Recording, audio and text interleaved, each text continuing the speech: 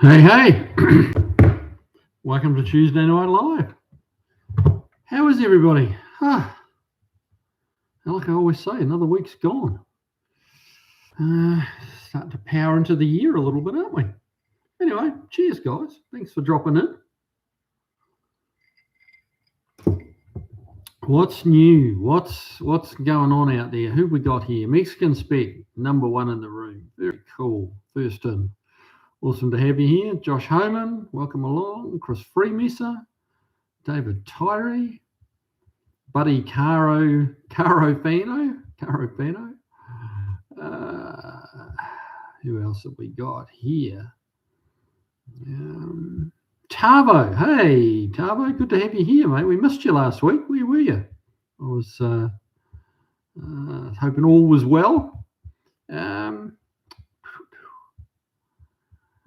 And we got Paul Funk is here. Good evening, everyone. Don't forget to hit the like button. Yeah, that's very good advice. Yes.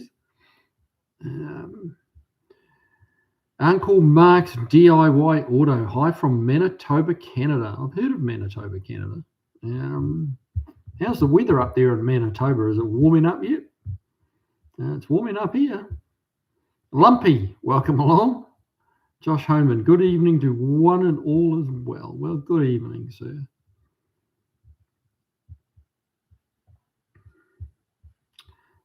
Buddy Caro Fano, hi Mexican Spec, like your video showing the cars you sold. Yeah, you've had some interesting cars on there lately, bud. Very good. That's cool. Hopefully sales are going well for you. Dan's Garage, welcome along, man. Good to have you here. Tava, yeah, missed last week. I was preoccupied in a big building where doctors and nurses work. Oh, fair enough. Well, mate, our thoughts are with you. Hopefully it's all working out for the best, or as good as can be.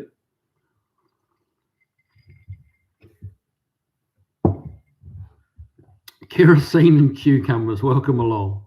Good to have you here. So who's been up to no good, up to mischief, up to working on their car? What's going on, team? What's been happening? I've been busy at the shop, busy with lots of people coming through the shop, that just want to ask a quick question, and it all just adds up and your day slips away. But customers are good to have, so Uncle Mark's DIY Auto, we just had a snowstorm, really? 4 inches of extra snow. Spring has been slow coming, apparently, yeah. Chris Freeman said, weather still not conducive to working on the fun cars. Well, that sucks. Yeah, it's getting warm enough here. I had the swamp cooler going today, like trying to keep it cooled down a little. Yeah.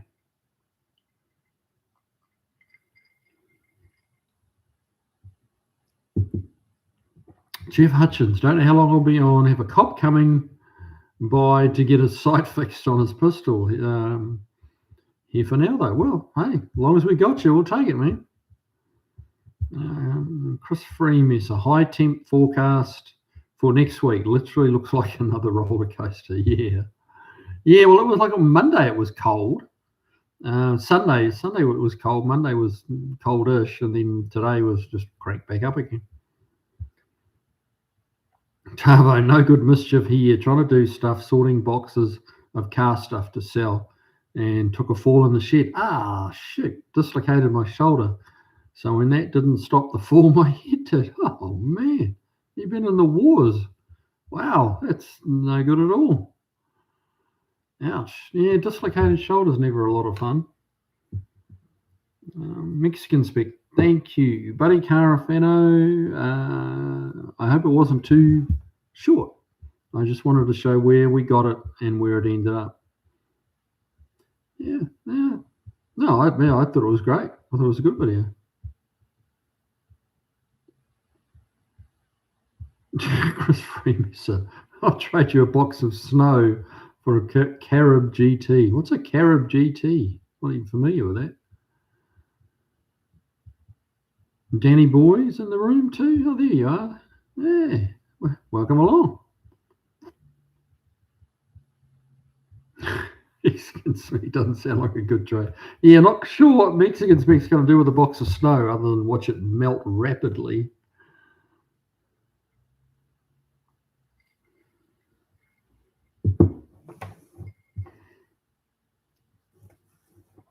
Snow Crusher, good evening, Kiwi. 70 degrees Fahrenheit here today. That's pretty decent. That's not a bad temperature, actually. I'd be happy at 75 all year round. I'd be good with that.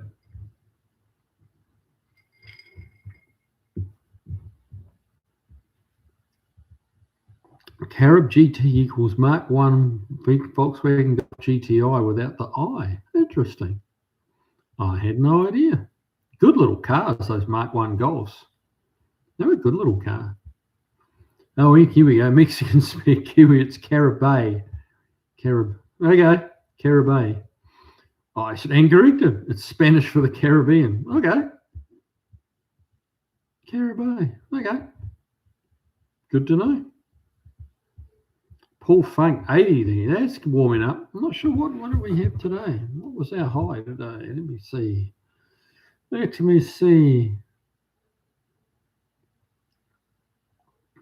was 78 here today. So, yeah, pretty close.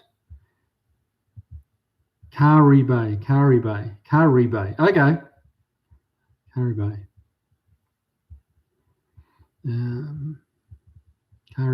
All right, I have to try and remember that. Caribay. Old timer, how's it hanging, Kiwi? It's hanging good. Hello all.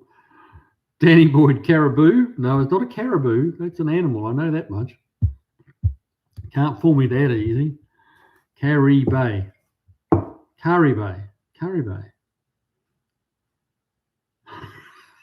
struggling. Obviously, I'm not getting this quite right. Caribay. Okay. Caribou is a town in Maine. Oh, really? It's an animal too, though, isn't it? Different spelling, by the look of it, but yeah. Caribou. Oh, Lord.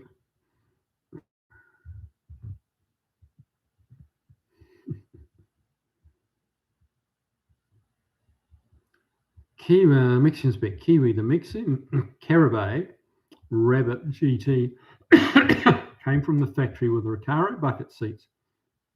The US Rabbit GTI cars never do. Well, Recaro bucket seats are always nice.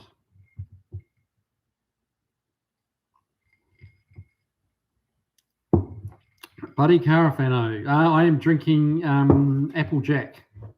So Jack Daniels with a little bit of apple in it. It's quite nice. Very drinkable. Tavo, perfect weather here for the past week or so for working on cars. Very depressing. Yeah, I bet it is, mate. I bet it is. It sucks. Danny Boyd, car eBay. It sounds like that's what I thought too. Like eBay Motors.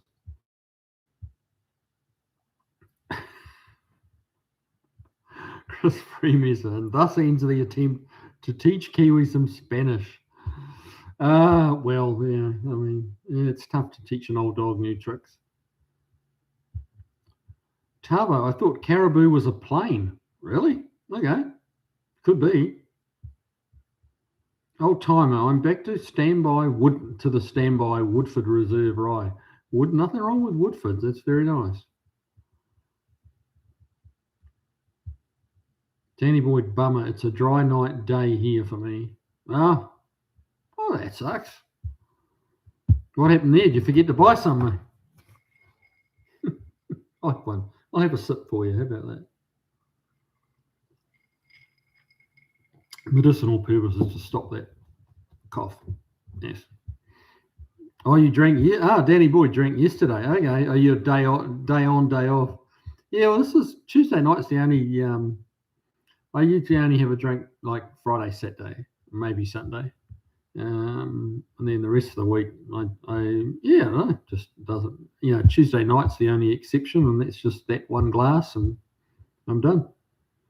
Danny Boyd, no more everyday drinking for me. That's wise, mate. I feel the same way. Yeah, I just don't see a need to drink every day.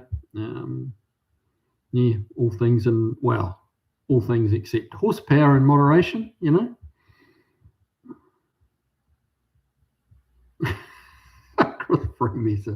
So what you're saying is that dealing with us has driven you to drink.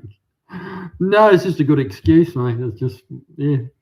I don't know. Actually, I'm not sure. I started doing that. Obviously, when I was doing the lives with Tony, there wasn't really an option because I was going out to his place and doing it, and he doesn't drink. And the few times we did lives when like remotely, there was 2 or 3 of us, through that screen sharing deal that he used. I'd always just have a little quiet drink. Yeah. Just no, can't actually tell you what. Just do. It's become a habit. So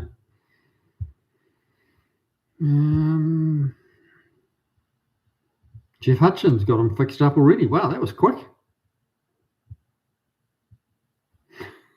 Danny Boyd laughing at Chris Freeman. So there you go. Joseph Zott from the past. Holman Moody.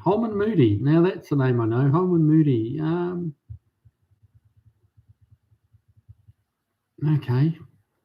If one of the cars I've got, that red Mustang I've got at work, has got a Holman Moody keyring on it. So what's Holman Moody about? Is that an old drag racing deal of some description, or some Ford dealer or something like that? Enlighten me. Old timer. So nephew has a 69 F250 two-wheel drive, dropping in a 429 Thunderjet and C6 in it. Doing the short bed conversion like old Blue, okay, and having a Crown Vic front end grafted into it. Should be awesome. Should be seriously awesome. Yeah, man, you're doing it all right. Yeah, the Crown Vic, I've got a Crown Vic there for mine. What I don't have is time to do the damn thing. But yeah, that would be that should go very well. It should go very well and handle and be fairly low. Danny Boyd, Holman Moody did a lot of NASCAR stuff for Ford. Okay, all right. I kind of had a feeling it was something, Ford performance-wise. Sounds a little bit like a car dealer.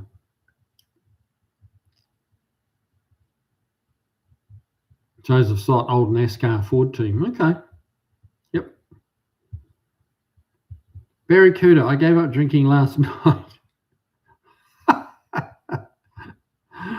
I fell off the wagon 13 minutes ago. There you go. That's a problem.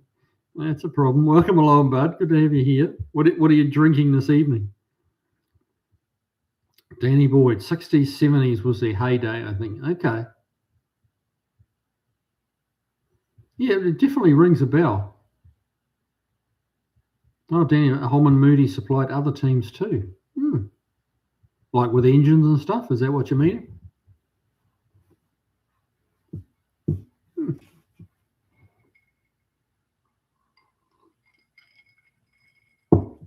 So, old timer, you're going to be, let's see, 69. That's the bump side.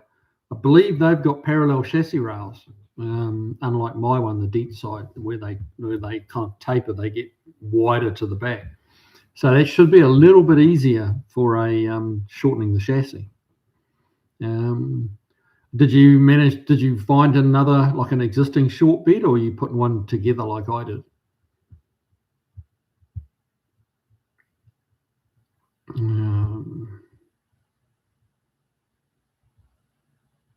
Old timer, he also has plans for putting an S550 Mustang rear in. That's the independent rear, isn't it? That's quite a popular swap on them, I believe. That would be pretty good. Jeff Hutchins, we're supposed to have a long, dry, hot summer in Western Oregon.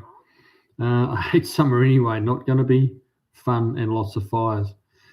Yeah, the heat's one thing. That kind of sucks. But yeah, the fires, that puts a whole different level of problems on it. The heat, at least, eventually you'll cool off again, but the fires can do a lot of damage.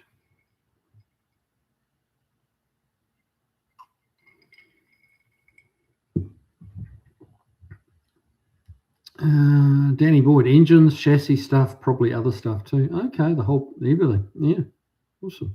Barracuda Export Ultra beer. I have not had that. Export Ultra. So like DB Export Ultra. Dean Stevenson, beware, like 16.5 has arrived. Good to have you here, Dino.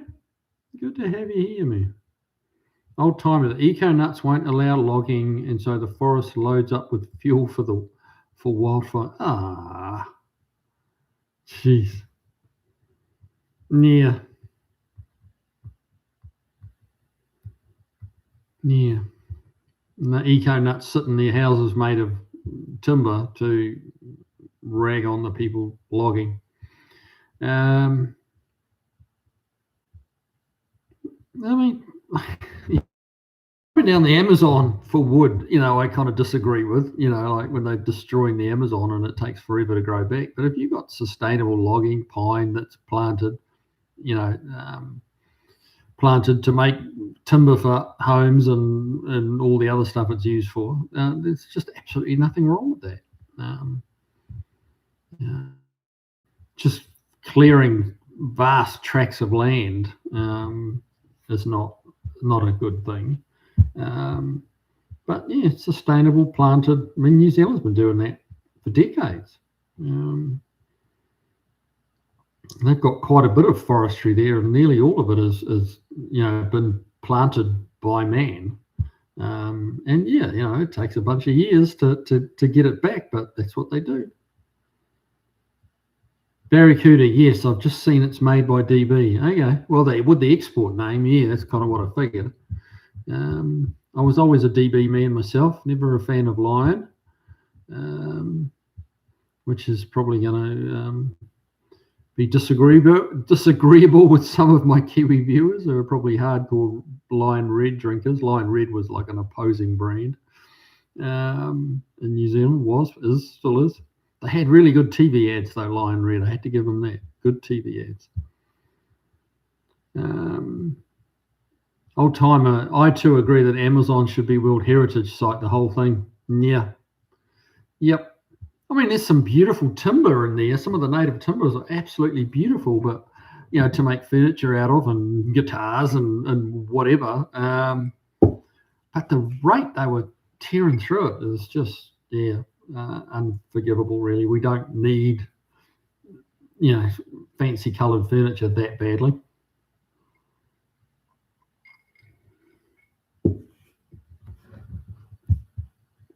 Yeah,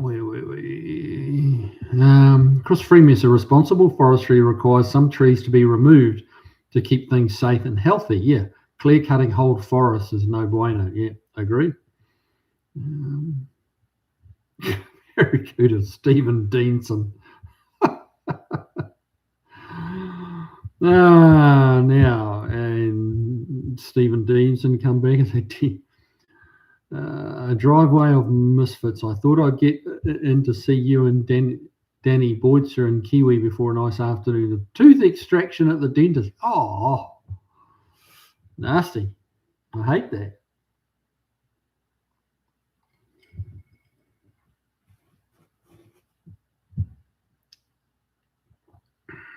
Jeff Hutchins, old timer, that's correct. When we were logging, the fires were few and far between and were put out quickly. Yeah. Yep. Tavo, had the same here when that last really bad fires went through.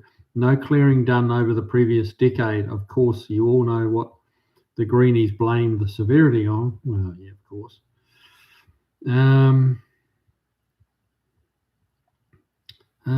Well, forest fires are as old as the forests themselves. Like as long as trees have been growing, they've been catching fire with thanks to lightning and things like that. But yeah, the greenies. Yeah. What can you say?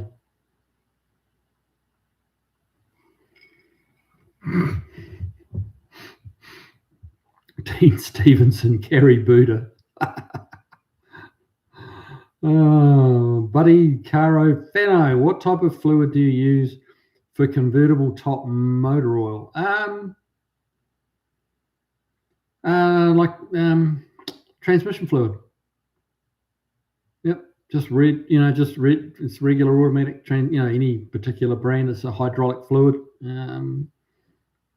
Yeah, that's what I usually just automatic transmission fluid, and just whatever's handy. It doesn't have to be a Type F or a Dextron this and that. Just red transmission fluid. That's it. Mexican speak. Dino, what teeth are you having removed? Wisdom teeth. Oh, mate, I think that horse is bolted. I think the wisdom teeth are long gone.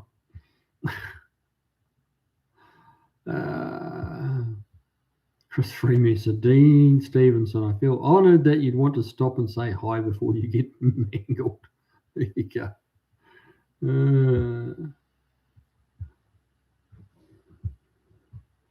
Old timer, the forest recovers naturally in America. In fact, the forest that sprang up after Mount St. Helens blew was started to be thinned out 5 years ago. Yeah. Mother Nature is like truly amazing, just always bounces back.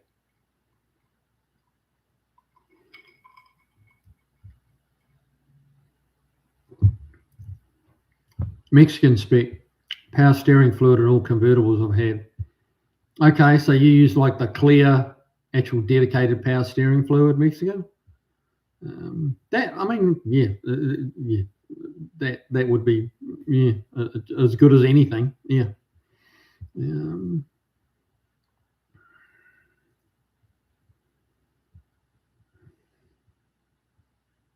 Joseph Sott, last you worked on 429's single overhead SOHO 429 SOHO. You mean the single overhead cam, the soft motor? Is that what you're meaning? Mate, I've never worked on one. Never had the pleasure. Jeff Hutchins, those trees we didn't cut 30 years ago have either fallen down or burned. We spent billions fighting fires rather than getting paid for them. The replants would be ready to log again here. Yeah.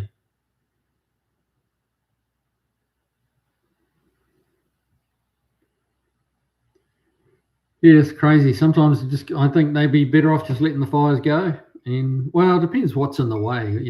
Obviously, if it's people's lives and homes involved, it's a whole different story. But yeah.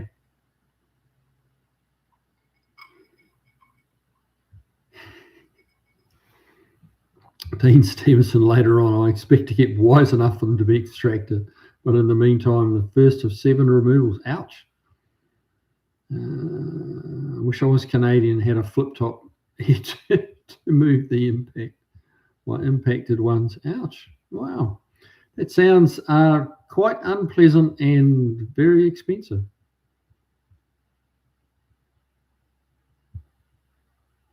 I wish I was Canadian and had a flip-top head. Do Canadians have flip-top heads, do they?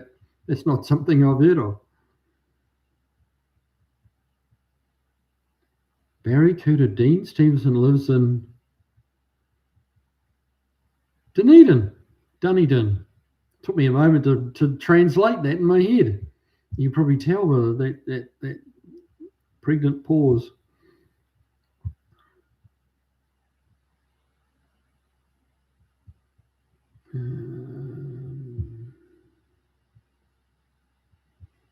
Dunedin, it's a great place. Dean Stevenson, yes it is. Old timer, I was born to be a logger. All I ever wanted to do. I love being in the woods. Huh. Good for you, man. Good for you. All right. You love working on old cars as well. You love old cars as well. That's cool. Chris Freemasson, as a hobbyist woodworker, thank you for giving me something to miscut twice on the weekends.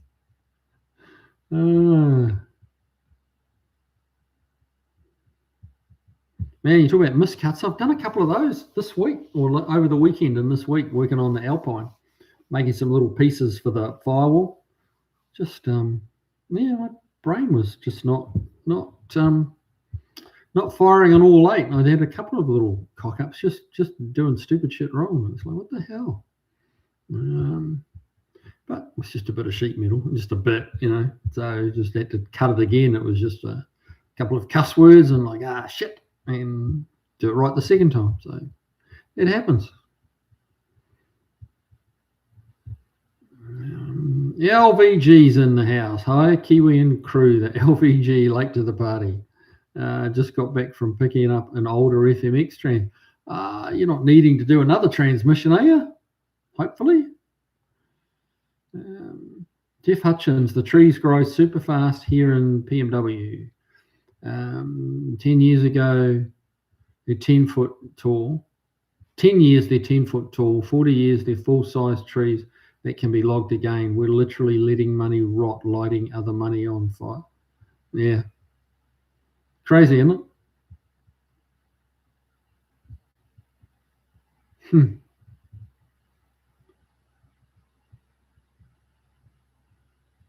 Mexican speak, Dean Stevenson. If you try that with our test of voice, we will all get confused.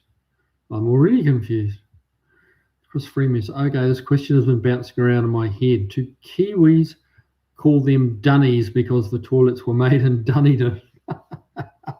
No, I'm not sure where that comes from, actually, the dunny.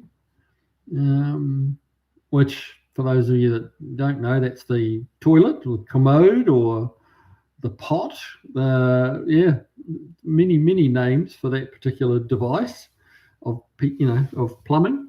But yeah, New Zealand is the dunny. I think in Australia, I'm not sure whether it started in Australia or New Zealand. I'm not sure who would claim ownership of that term. Tavo might be able to shed some light on that.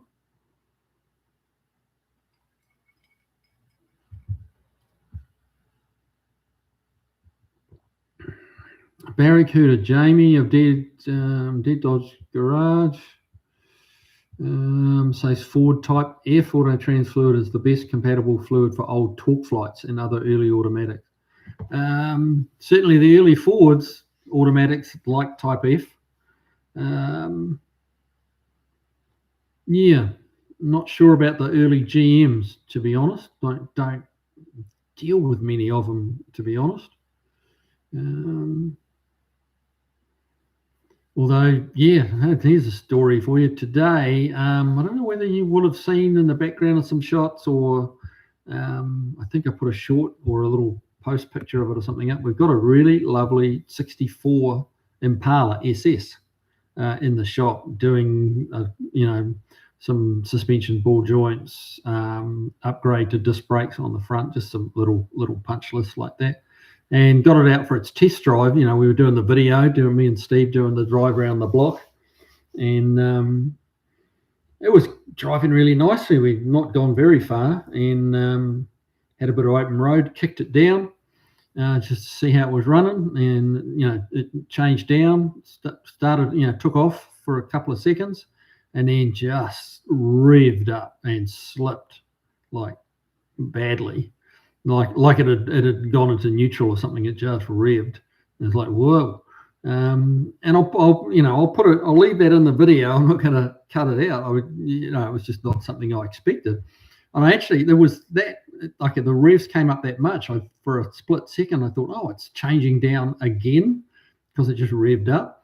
But then I realized it was just basically free revving. And it's like, whoa, that's not good. And got off the gas. It went back up a gear and it drove fine. You could accelerate with it, but it's just not hard enough to make it kick down. And we tried it again, just kind of got my foot into it, and it slipped bad. So the transmission's only done like 3,000 miles apparently, because it was a 4-speed SS, and they converted it to a 700 R4. So I got it back to the shop and checked the fluid levels, and the fluid levels were fine, but oh man, it smelled burnt, and it was black. Like you put it between your fingers, like you rubbed the dipstick off on your hand, and you could see the black particles in the very dark fluid. So he came in for front brakes, and now he's getting a transmission. So it kind of sucks. I'm not sure why a 700 R4 would die behind a bone stock 327, so nothing startling on horsepower, and it's been driven very sedately. Not sure what's killed it, but something has. So yeah, I'm not sure what the best transmission fluid for that would be, but not what's in it. I know that much.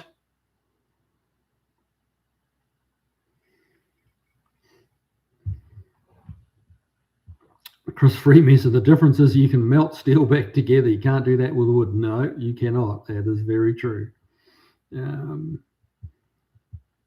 That's why I say it's just metal. It's just metal. Like, if you screw it up a bit, you can just cut it and redo it.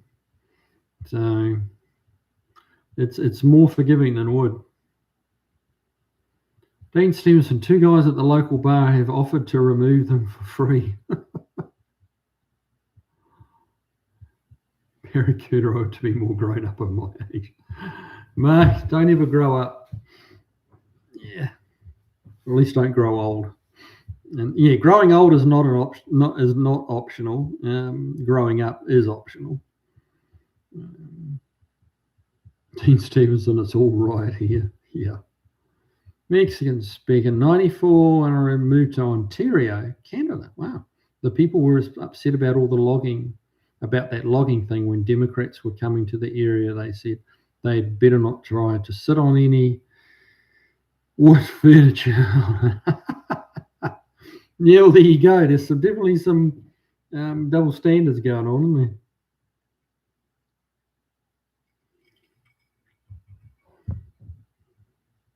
There you go. Barracuda, grow old but never grow up. Yep, I agree. Mexicans beat wood furniture. Exactly. LVG picked up the free FMX for spare internal parts. Free is always good. Free is always good, yeah. Barracuda Dunnies is more Australian, Chris Freemesser. Yeah. Depends. It seemed to be a term that the Westies in Auckland would use quite a bit, as I recall.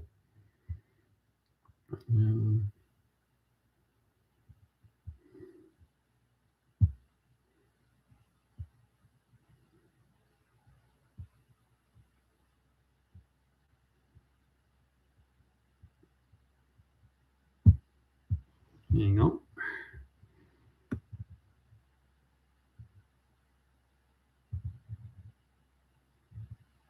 There we go. Jeff Hutchins, the Oregon Fish and Game finally had to admit the lack of logging is one major cause of our low game populations. Also, they are all greeny granola bars too. Couldn't deny it anymore. Yeah. Well, okay, that's interesting. That it was affecting the game. So there wasn't enough room for them. Dean Stevenson looks a lot like California, though, or Ballarat in Australia. Mexicans speak. Denial is their natural state.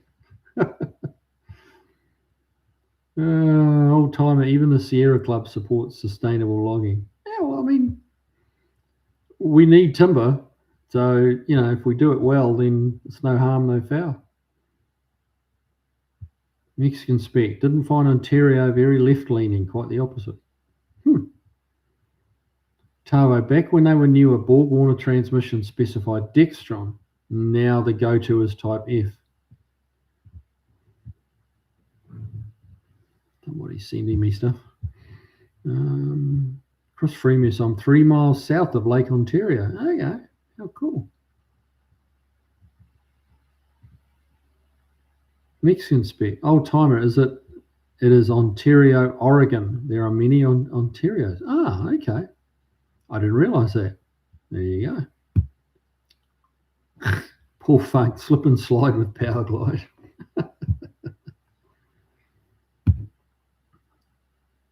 Denial is in Africa. Oh dear. Ontario de Janeiro. Ontario in January.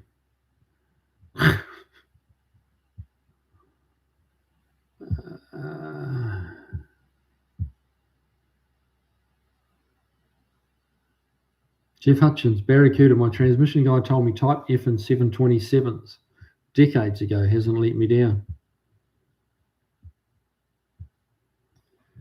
Yeah, it's interesting. I've also had people say, just whatever, it doesn't matter, like it's all hydraulic fluid. Doesn't matter. So I think it does. I think there's difference there. I do think there is differences in the fluids, and I think they do lend themselves to different transmissions better. They are different formulas, not vastly different, but there are different formulas.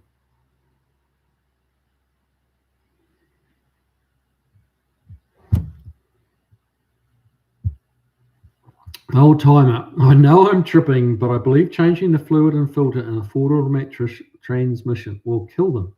I sold my 2012 F250 with 196k on it and never changed the fluid or filter. Superstitious. Well, yeah, I'm kind of like that. I'm with you a little bit on that, old timer. I had a 2500 Ram a few years back, and which had the 6.7 Cummins. And that was due for a transmission fluid change and filter at 100,000 miles, which I got done because I try and stick to the service regime. And the transmission never ever worked quite the same again. Some days it was lazy picking up drive. It just didn't want to pick up drive. You'd have to go, you pull it into drive, nothing. You put it back to reverse, then into neutral, back to drive, and it would then select, with a bit of luck would select drive. But sometimes you had to let it idle for a minute or more before it would actually decide it was going to pick up a gear. It was just never quite the same after we changed the fluid and filter. It didn't die, it didn't kill it, but it wasn't right, not right like it had been. So I don't know. It seemed to disturb it and do something. It wasn't happy. It wasn't dreadfully unhappy, but it wasn't. Prior to that, it had always behaved 100% perfectly. It just did everything it was meant to do the moment you asked it to, From then on, not so much. Mexicans speak old timer, the fluid is the only thing holding them together. Oh, come on now. Fords aren't that bad.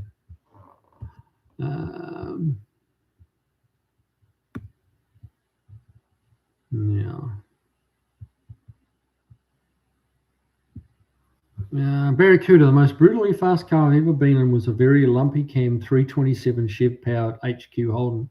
327 is a truly great motor.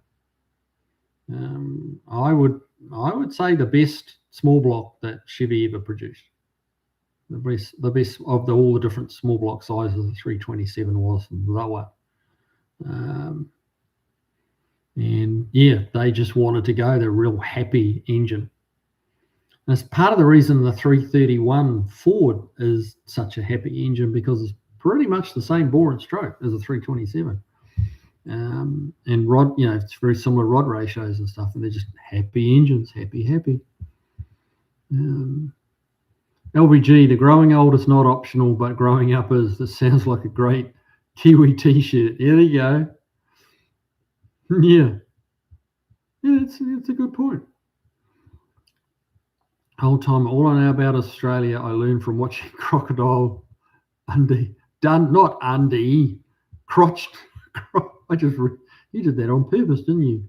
Crocodile Dundee movies. Crocodile Dundee. Good grief.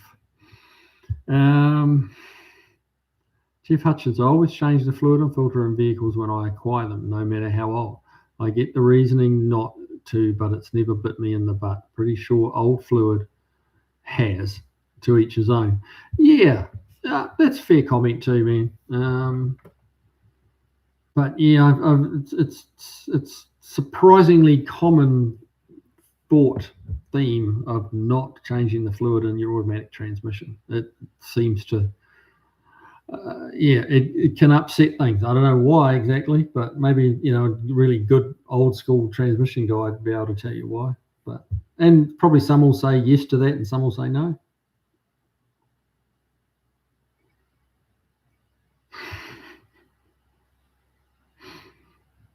Barracuda, New Zealand's are more refined. They say shitter. Sorry about that. That's a fair comment, Barracuda. That's pretty accurate. Yeah, I'm not sure about the refined part, but what they call it, yeah.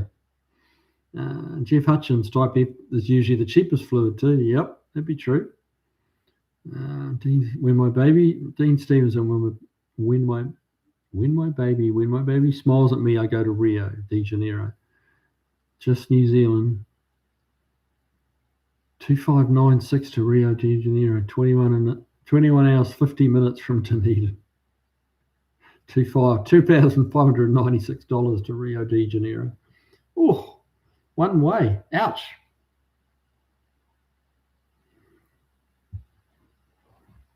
Charles Dalton. Chuck, how you doing, mate? Hi, everyone. Good evening, Mr. Slee. Sorry I'm late playing with my new toy, which leads us to the question, what's your new toy, Chuck? Chris Freeman, I seem to recall Castrol makes a universal automatic transmission fluid. There's a few people make universal, yeah. So, I mean, make of that what you will. Yeah, I use a brand called Wolf's Head, and they have a universal transmission fluid, and that's pretty good to have, a box of that sitting around. For that topping up that transmission when you're not really sure what's in it. You just bang a quarter of that universal in there and away you go. Dean Stevens, I guess it's a one-way ticket. Well, you might not want to come back from Rio de Janeiro.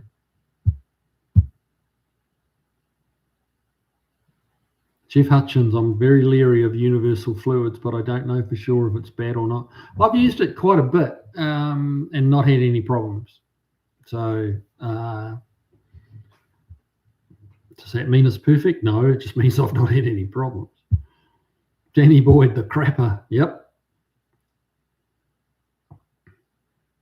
Universal solvent. What are you talking about, Danny Boyd? LVG, I run Type F in my 53 Borg-Warner DG250 in the Jaguar Mark 7. You got a Mark 7 Jaguar, mate? That's kind of cool.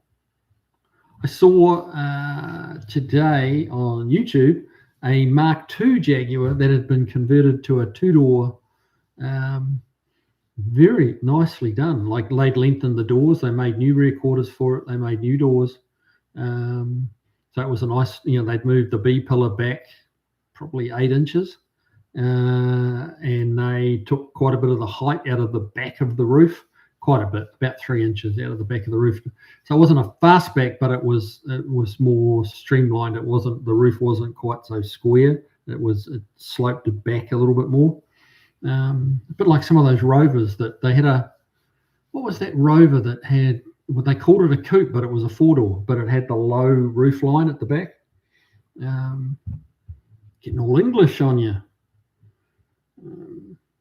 Something quite cool about those old Jags. Barracuda, yes, Jeff. I was told the recommended fluid for early torque flights hasn't been available for decades, so I was pleased to find out about the Type F. Okay.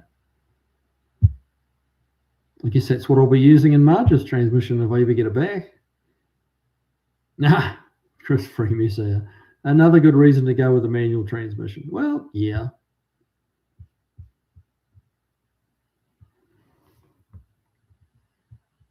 Hang on, shut down the page, getting behind again.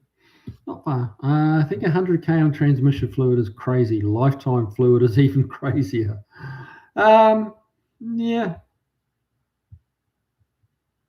Detroit gear based box incentive to great fluid.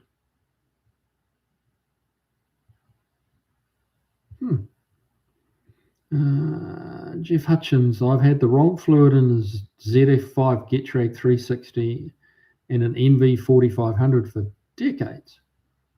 Still going strong, manuals for the win. Mexican speak. Jordan Cope does say when asked what kind of fluid to use, he says red. There you go. Well, that's what I said for the convertible tops. Carrie Buddha is very refined. So they say.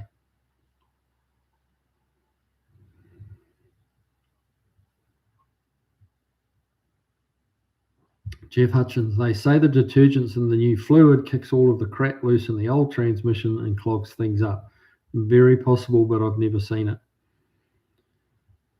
Yeah, it's one of those discussions that, it just goes round in circles. Some say it does, some say it doesn't. People had good experience, people had bad experience. And sometimes, maybe that transmission was just due to fall apart, was due to go. And it's someone decided to change it on, blame it on the fluid. I don't know.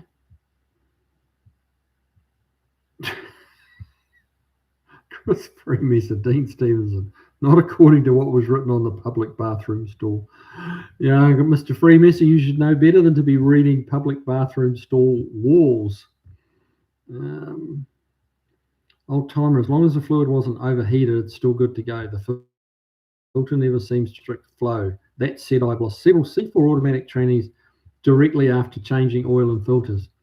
It's a thing. It happens, and doesn't kind of make sense. But yeah, old timer, that's not the first time I've heard that. Not by a long shot. Chuck, new toy, 31 Model A Tudor, trans fluid. An old trans tech told me if you change it every 50K, 50,000, fine. If you don't. The new fluid is a great cleaner and bands and clutches will slip. There you go.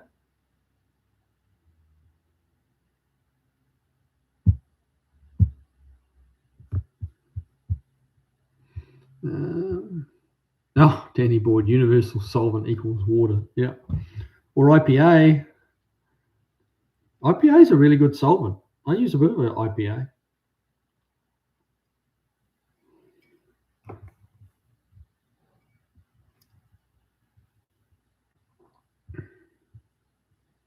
Dean Stevenson, universal stew, H2DO. There you go. Tavo, Rover 3000 coupe. There you go. You're with me. Otherwise based on the P5. Yeah, they had. Now that was like a sportier roofline, wasn't it? But it was 4 doors, but called a coupe. It was an odd thing. Old timer, my left knee will not allow me to drive a manual transmission. I'm not happy about it. Yeah, the clutch. Get one of those dog drive transmissions where you only have to let the clutch out, to get moving from a standing start, and then you can just bang it through. That'd fix the problem. I'm sure you got one shifter, in you, one clutch release in you. Barry Cooter, I'm starting to realise the importance of a good amount of zinc in oil for old engines too. Apparently, it's not just good for cam and lifters, but bores, bearings, etc. Okay, didn't know that. I thought it was just all about cam and lifters, but extra lubrication's extra lubrication, I guess. Jeff Hutchins, old timer, the internal filters on old tech automatics is more of a strainer. It's pretty hard to plug it up, but valve bodies definitely can. Yeah, like valves, those little plunger things can stick and stuff, can't they? Tavo, what I've heard around the traps is an older hydraulic only transmissions only use mineral fluid, not synthetic. No idea of the truth on that though. No, same, not really. I don't really know either. I think that universal wolfhead one that I use is synthetic, and I banged that in with whatever was in there. Especially when you get an old car and it's, let's say, 1 or 2 quarts low, or liters low. You got to put something in it, and the owner certainly doesn't know what's in it. So it's not like like draining. It's certainly not going to get all the oil out of an automatic. Not you're lucky to get half of it out and draining the pan. Because you've still got a torque converter full of oil.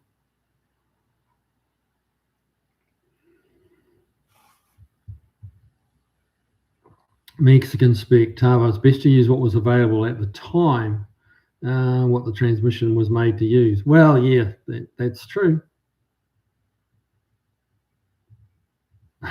Chris Freemasson, IPA question. No, not Indian Pale Ale. isopropyl alcohol, but I'm guessing you knew that anyway. LBG, wow, a 2-door Mark II conversion must look great. It really did look pretty darn good. My 53 Mark 7 is a fun car to take out for cruise. So many people pull up and ask do you have any grey poop on? Well, yes, there's nothing. I guess the only thing more British really is like Rolls Royce or Bentley, isn't it? And then Jaguar. As far as like and I know that Rolls Royce is not English owned anymore and all that, but the myth lives on, doesn't it? Or the legend lives on. Rolls Royce and Bentley and Jaguar, they're very English. I think most people that know what a Jaguar is know it comes from England. Old timer, change of subject, and I know you guys will not agree. Okay, here we go. I wish it was winter. I want to go for a snowmobile ride again. Last refuge of the speed freak. No speed limits on the lake. Very true. It's one of the few things I've never actually driven is a snowmobile. Never had the opportunity. But they look like a lot of fun. They can be a bit deadly too, though, can't they? Chris Freemus, old timer, head down to New Zealand. I'm sure Dean would be happy to go snowmobiling with you. Just remember to drive on the left side of the road. This is true. Beagle Bob, look who's decided to show up. Indeed, complete with the bourbon. Very good. Good to have you here, man. Mexican spit. Dean may propose, though. Anything's possible. Jeff Hutchins, I've never used synthetic ATF or motor oil unless it's specifically required, but I use a lot of synthetic gear oil in differentials and gearboxes, synthetic motor oil in place of ATF in manuals. Yep.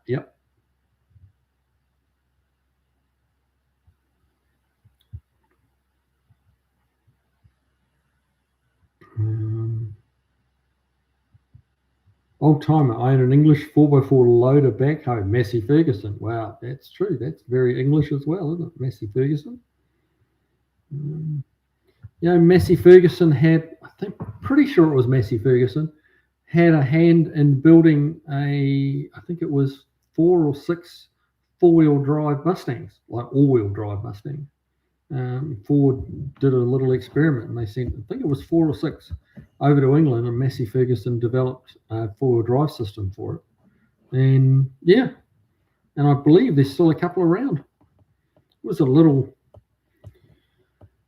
as you might have expected from Massey Ferguson. It was a little agricultural. Not like a modern all-wheel drive system. But it was all-wheel drive. I think they gave up a little bit in the suspension area as far as travel and stuff, and trying to get it, at a down to a similar ride height to what they were standard, because of front axles and stuff like that, and differentials, around the oil pan and stuff like that. But they did it.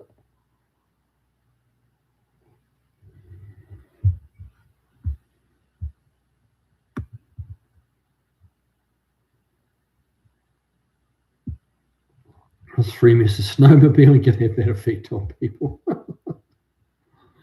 There is a nice area in Shingle Creek to go snowmobiling, but it's very steep, but no trees. Yeah, it's one less obstacle to run into if there's no trees, isn't it?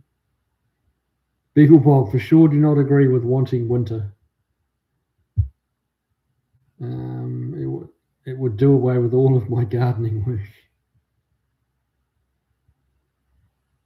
It would. Vilefly, welcome along, sir. What's for dinner, Vilefly? It's usually the first topic with you. Some hopefully, you need to kind of tell us all about this culinary delight that you're working on. Something out there. Beagle Bob, got a good deal on some baller attack exhaust. And ordered some Peters coilovers. Nice. Good job. Keep him busy, mate. That's awesome. Dean Stevenson, LOA, if only you've got chattels like a Plymouth Barracuda. Old timer, I have a Massey Ferguson tractor with a Perkins diesel, all English stuff, not bad. Tell you what got me was like, the English were, one thing about their cars, they held so much stuff together with nuts and bolts. They seemed sort of against tapping a hole. They would much rather drill a hole through something and put a nut and bolt in it rather than tapping a hole and bolting it. Their cars were shocking for that. And oil leaks. Man, the British could build leaky cars. Like you'd look at the oil, you look at the oil pan on a Rolls Royce. They've got a bolt in the oil pan about every 7/8 of an inch. Like there's just literally 100 and something bolts in the oil pan, and they still leak. Shocking, but we all have all these cars have their Achilles heels, don't they? Wildfly, there is a story behind a 50 amp fuse in a 2014 Focus, to be told. Oh, share with me. My boy's got a Focus about that year.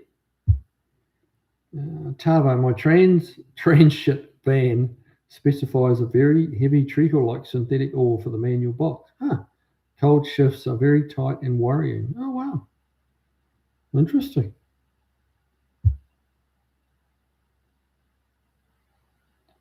Buddy car, E-Type Jag, one of the best looking cars of all time. I agree. Yes, an absolute iconic profile. Actually, like when you look at the profile of a Porsche and the profile of an E-Type, and while they are quite different, there's parallels there. If you stretched out a Porsche like that 911 shape, you stretch one of those out, put a big long nose on it, it's starting to look a bit like an E-Type. Old timer, Kiwi, my hand to God, you haven't had fun until I've guided you on a 100-mile ride in the NH mountains and hills. It's more fun than you can imagine. Mate, I would love to do that. I'd be sore as hell after 100 miles, I'm sure. But that would be awesome. I would love it if I can do that. Absolutely love it. Chris Freeman, Volfly, what? You had a Ford in the shop? Say it isn't so. Well, he managed to find one that had actually broken down, so that can be a tough find. Just saying.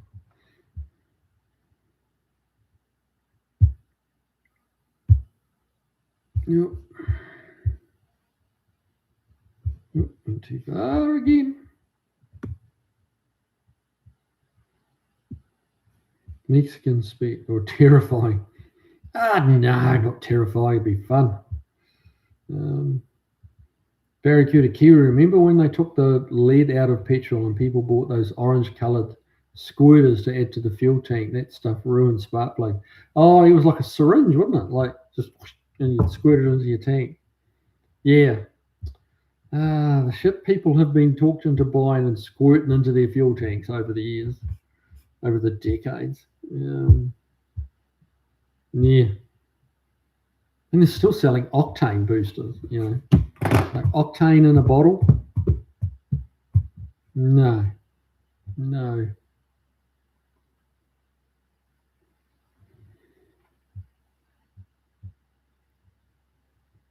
Old timer, I have a Perkins in his backhoe, 14,400 pounds, very capable.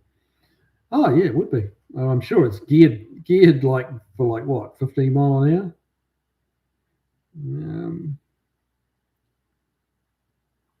Dean Stevenson, Mrs. Ecstasy, wife isn't yet Mormon or Middle Eastern extraction, so she might not be too happy with me marrying another part.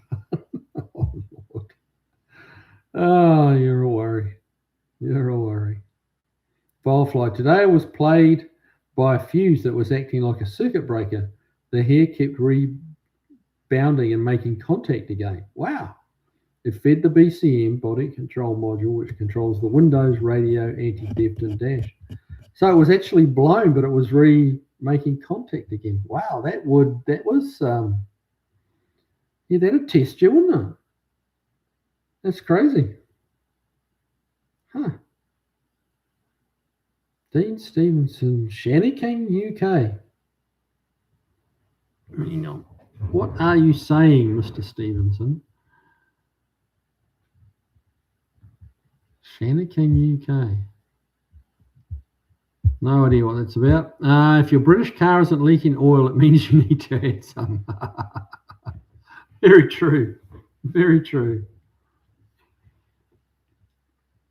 Volflight made the dash flash erratically and would not crank at all. The dash took 20 seconds to turn on after the key was turned. The default mode that made me think the BCM had power. Wow, that's well. So what eventually tipped you off to it being the fuse reconnecting? Danny Boyd, the bulb behind the HVAC controls on my Corolla has been intermittent for like 6 months. Now, longest I've ever seen one hang on for 6 months now. Longest I've ever seen one hang on. That's crazy. Chuck, the E-Type and the XK120 will forever hold a place in my heart. If I won the lottery, I won't tell anyone. But those two Jags will be the signs. There you go. I'd have one if I could.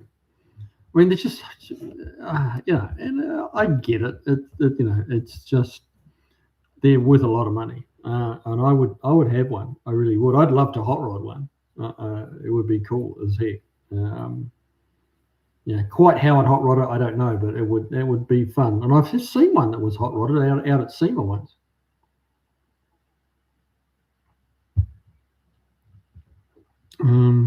Nothing wild, but just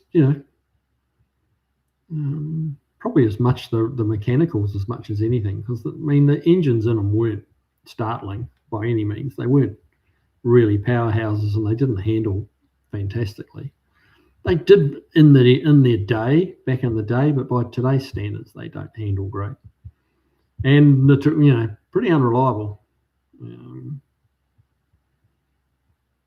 Here we go. Jeff Hutchins, old timer. My backhoe was a case. Does not have a CAV injection pump. I think they're British. I wish the engine was the Cummins 4B.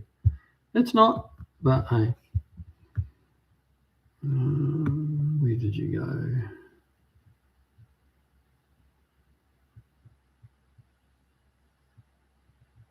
Oh, Mexican speaks out. All right. See you later, bud. Thank you for joining us.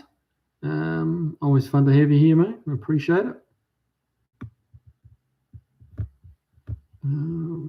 We were saying, I wish the engine was a Cummins. It's not. Always fires right up after rebuilding the fuel system. Volfly, I finally tested the fuse under load to test it. Fascist fuse. Tested the fuse under load. Huh. That was smart thinking, man. Barry Cooter, I had an English car, a Mark I Ford Capri with the overhead cam 1600. I loved it. Yeah, well, I would expect so. Stellar little car, great little car. Not connected in any way with the Capri that they got here in the States at all. That was really a Mustang. It was like Mercury Capri, I think it was. Nothing like the English Ford Capri. The English Ford Capri was a terrific little car and perfect for a V8 swap. They had a nice long hood on them, like a small block Ford. Windsor just went in there like it was made for it. And they were actually reasonably competent with just a little 1600 in them. They were a fairly small car, not a little car, but fairly small. A true 4-seater. Back seat was a bit small, but you could definitely fit 4 people in it. Great little car, good looking car. That's a car I'd get if one came my way, or cross my path. That'd be a car worth having, and V8 swapping and doing a few little nice upgrades on it. That'd be a fun car to own.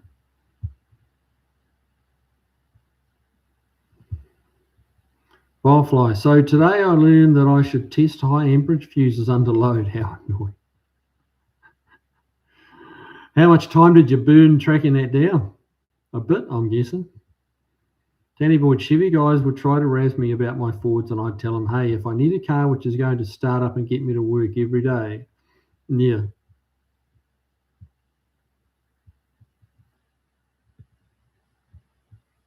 Todd Denier, hey, welcome along, bud. Hello from Minnesota.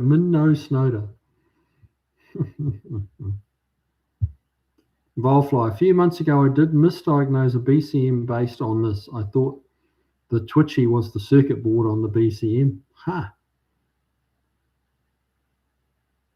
Oh, so you had a little bit of it was the same problem?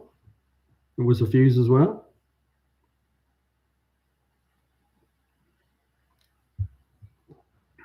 Dean Stevenson, Capri GT 2V 1600. Yep. Danny Boyd, percussive or wiggle test on the fuse. G. Rick Deberjack, welcome along, sir. Good to have you here. Old timer, Kiwi. This backhoe has 4 speeds forward and reverse, shuttle shift. Top speed is maybe 10 mile an hour. Extremely well-made machine. Oh, well, I was optimistic at 15, wasn't I? But yeah, that's 10 mile an hour is kind of all they needed to do, I guess. Otherwise, if you got any distance to go, you trailer them there. Transport.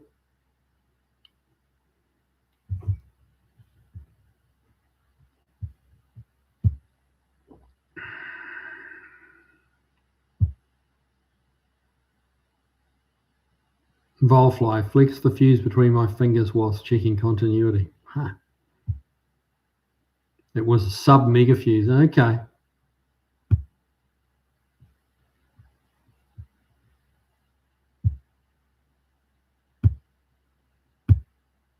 Oop.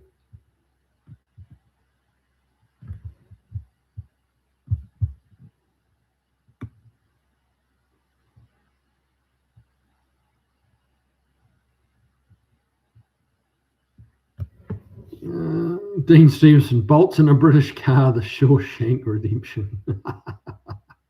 That's pretty funny. Volfly, so lesson learned, I will use a halogen bulb to test these high amperage fuses. Okay. That would put a load on them, yeah. Interesting. Dean Stevenson, block your delicate ears, Todd. I'm trying not to be profane.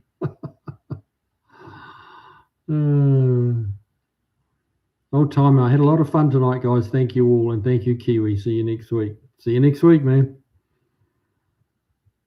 Todd Denier, I'm thinking one more rain and I can start driving the Marlin until it's time to start getting it ready for paint. Very cool. Very cool. You need to send me some stuff on it, bud. Some I don't know, something. Pictures, video clips, just short ones that you can send by phone, something like that. And I'll try and put a video together about it because the guys are all interested. So, yeah. Jeff Hutchins, beauty is a weird thing. I think those Jags are kind of ugly. I must be the only one.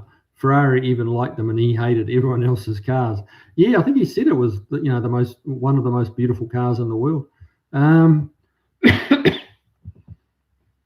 You're not wrong. It's all subjective. It's all subjective. And thing I've found too, some cars that I just didn't care for 30 years ago, 40 years ago. Now I'm like, that's actually pretty cool. Like your mind can change, as you age and see different things and look at things differently. Your appreciation can change. Well, fly, okay, my rant is over. We will all be on the lookout for shady, tricky fuses in future. That you can be assured of. Danny Boyd, for all I don't know about these modern cars, I do find them to be easier to work on in the limited things I've done to them. Okay? That's not a sentiment that you typically hear, Danny, to be honest, on the modern cars.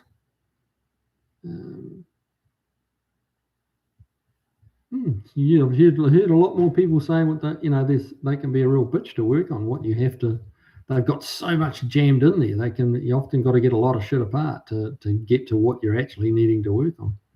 But hey, you've had a good run on them, so good for you, man.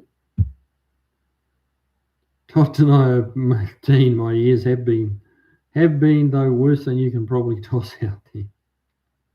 Been through worse, sorry. Tavo, my Mark 1 Capri in South Africa were actually built with 302s. They were, you're right. It was just so easy. The engine bay's huge on them. For a medium-sized car, I guess you could call it. I think they'd be classed a small car here in the States, but they were a medium in kind of European, Australia, New Zealand terms.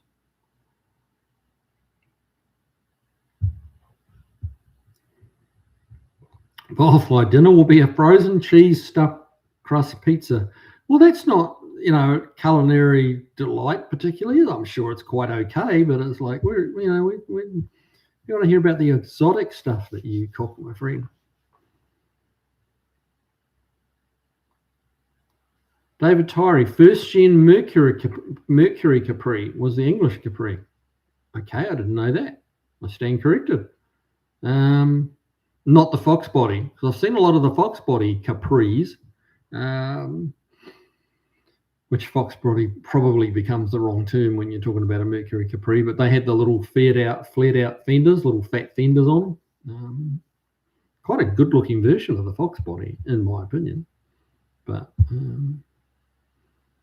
so they actually sold a first gen Capri here as a Mercury. Huh. Dean Stevenson, I like it when manufacturers put in another subsystem of electric system controlled by de facto process logic control systems. Bless them. That sounds terribly complicated. Beagle Bob, Volfly, I like the cheese hot in my stuffed crust pizza, to each their own. Yes, I'm sure it's better like that way. Danny Boyd, I'm surprised to report that my 2005 Mustang GT is easier to work on than my 1988 Mustang GT in many ways. Huh. There you go. There you go.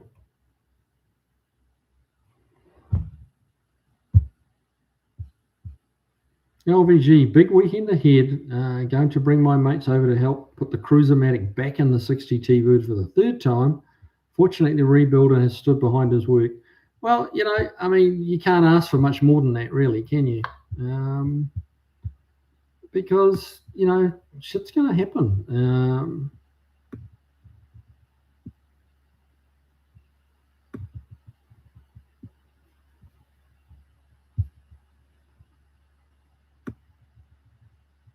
Hang on, I've lost my spot here. There we go.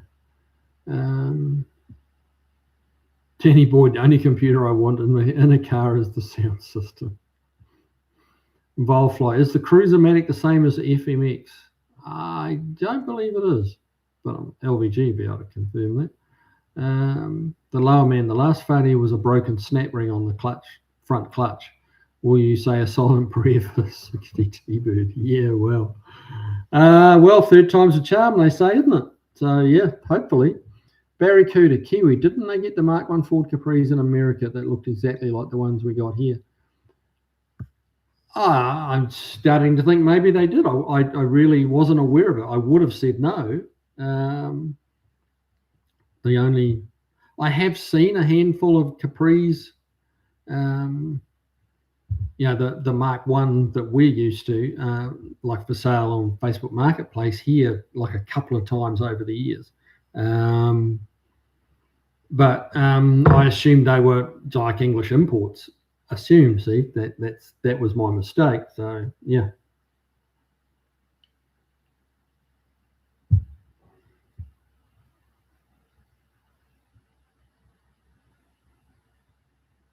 Volfly, just be sure to get the torque converter phased in. The lower man, my trainee missed that memo, but I caught it.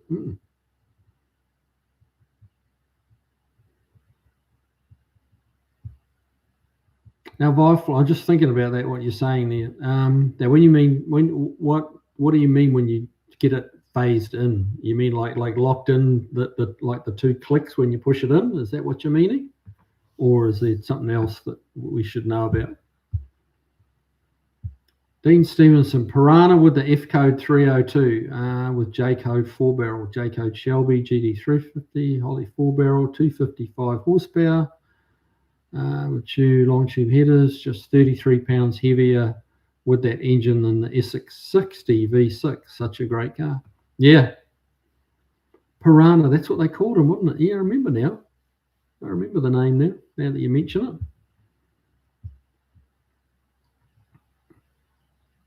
Danny Boyd, Volfly, I think the FMX is Ford's aluminum version of an old Borg-Warner unit. They may well have used that name on the old cast iron units, but I'm not sure about the FMX. FMX was later 60s. Yeah, not too sure. Not too sure, I'll be honest with you. That Falcon that I've got, that little convertible, that's a 2-speed auto. The FMXs were 3 speeds, I believe. But I think that 2-speed's a cast iron one. We've got in the Falcon. Todd and I, Chris, will try to get some videos of the Marlin for you. Awesome, man. Just do what you can, brother. But as far as sending them goes, if you can keep them quite short, it makes it easier to send by email and stuff. Longer videos, it can be very hard to send them, or not. It's not impossible. Sometimes you've got to download them to a hosting site, and then I download it from that hosting site, but it gets a bit complicated for old boys like us. But yeah, if you keep them under a minute, you can kind of cell phone them. And even if it's half a dozen minute ones, you just splice them together like scenes,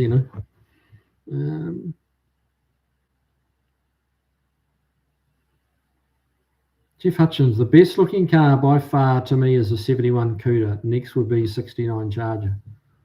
Both awesome looking cars. I really have so much trouble, saying which is my favorite car. I really do, because it just changes pretty regularly.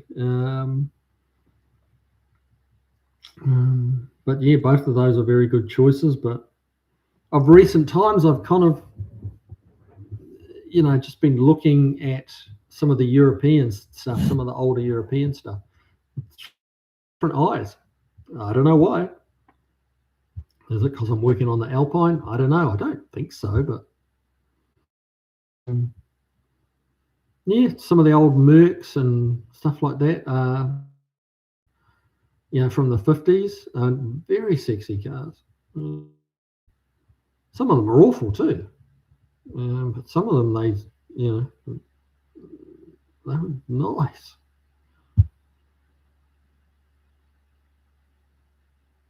Driveway of misfits. Some things grow finer with age. Some things do. Danny Boyd, I think Ford applied Cruiser-Matic to a few different transmissions. Right. I think there was a Cruiser-Matic in the Ford. That's the so-called green dot transmission they talk about. I think was a Cruiser-Matic, which was really just a C4 with a different shift, valve body in it.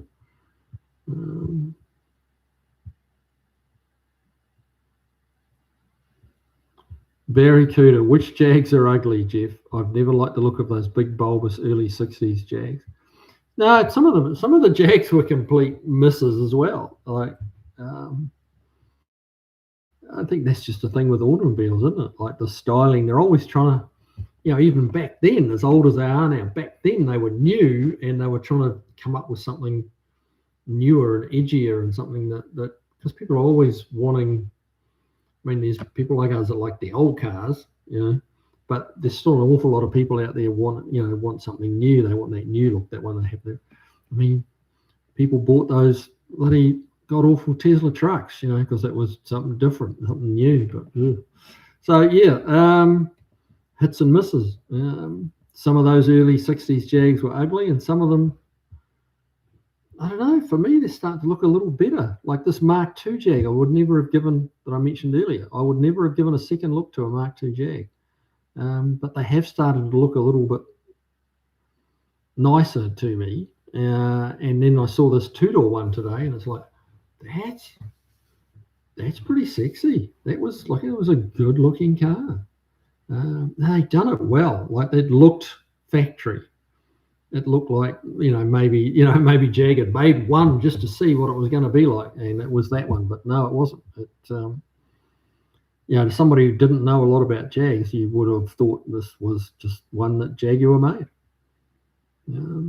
which is kind of cool. I like that in a car, in a modified car. It's not, it can be quite modified, but look like it's factory. And I think if you can pull that off, that's a win.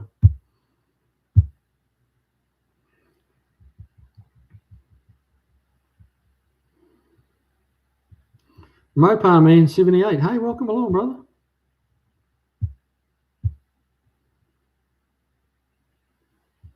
Jeff Hutchins. I've definitely changed my taste over the years on many things, including liking cars I didn't used to, but not on the Cuda and Charger. Always loved those.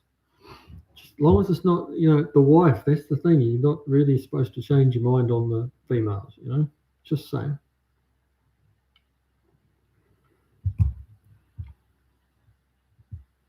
Danny Boyd, I was wrong. The FMX is a cast iron case with aluminum bell and was used behind all of the 350 ones in the 400.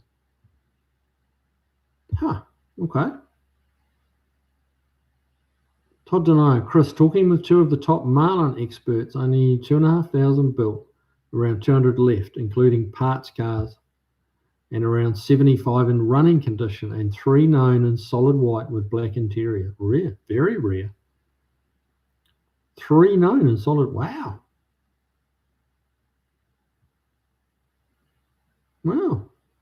Cool. That makes that kind of that make you feel good, man. That's cool. 2,500 is nothing, huh? I was looking up the numbers on that SS Impala, and dang, they made, it was 100 and something thousand. I think it was 125,000 SS Impalas made in '64. So 2,500 is like nothing. That they probably didn't break even on that production number, or what it cost to build that car. At 2,500, they would probably need to sell more than that to actually make a profit.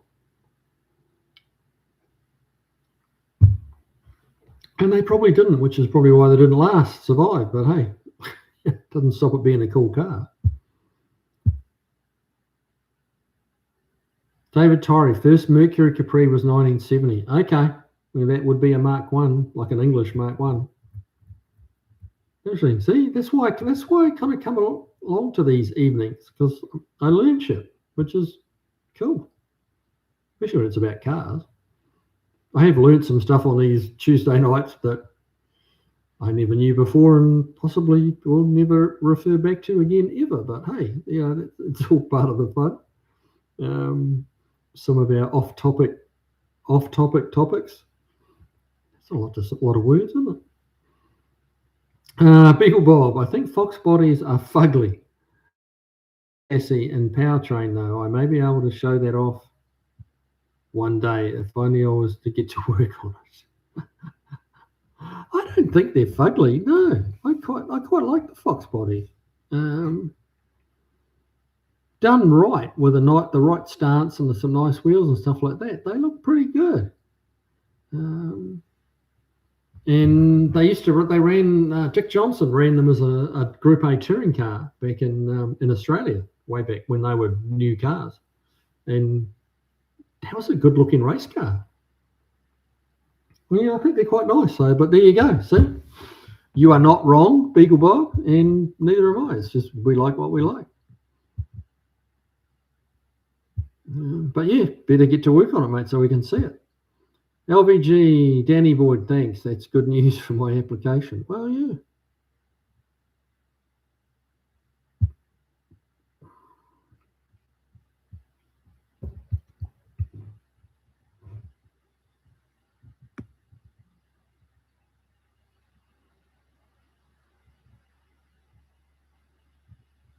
Hang on, where have we gone?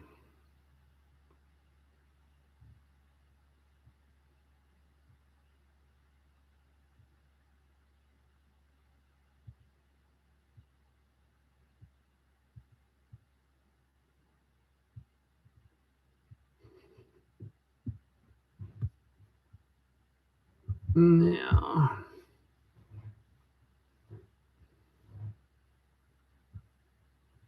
the holes. Kiwi Honda have brought out a new hybrid Prelude after 20 years. Looks okay. I had the one with four-wheel steering. Yeah, they've been around a while, the Preludes, haven't they? Quite a while.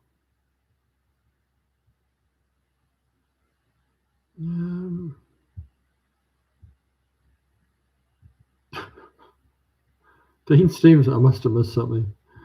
Getting your dog neutered is the thing, you know. Okay, not sure what you're referring to there, but I probably missed it. Volfly, just something for my customers to look at. There you go. Danny Boyd, face to the flex plate.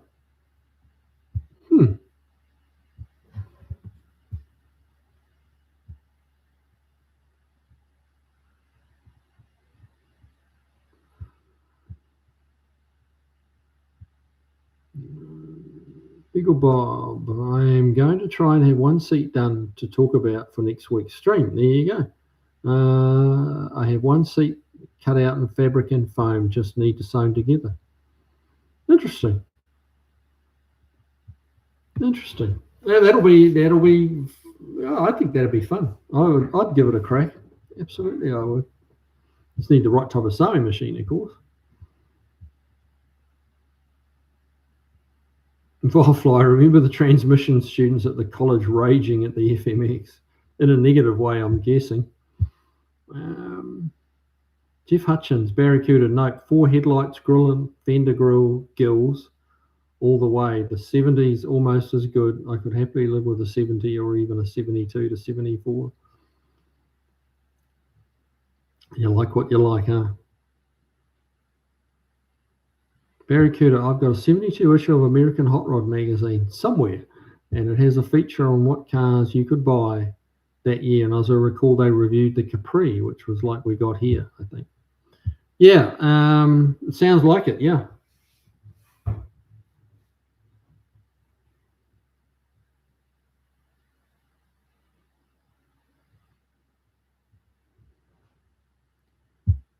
Beagle Bob can do a Google Drive and share access. A Google Drive and share access. Might be able to figure it out as far as Todd's videos go. Okay. Yeah, don't get too technical for me, though. You'll lose me. Can do a Google Drive and share access. Okay. Yeah, I've tried to share longer videos in the past and I've not been able to figure it out, but that just probably means that I'm too dumb to figure it out, not that it can't be done. Danny Boyd, I think a well-built C4 is preferable to an FMX. Yep. And then same for an AOD or AODE. Yeah, well, the C4 is definitely better than FMX and lighter. And then an AODE is definitely better than an AOD. Yeah. Very good and no, Jeff, no. Jeff Hutchins, Beagle Bob, I'm the opposite. I'm okay with the looks of a Fox body, but don't want the drivetrain. I don't have time to learn Ford.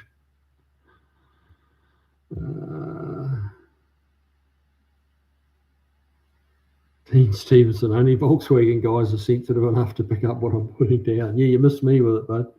But I'm not a Volkswagen guy, so yeah.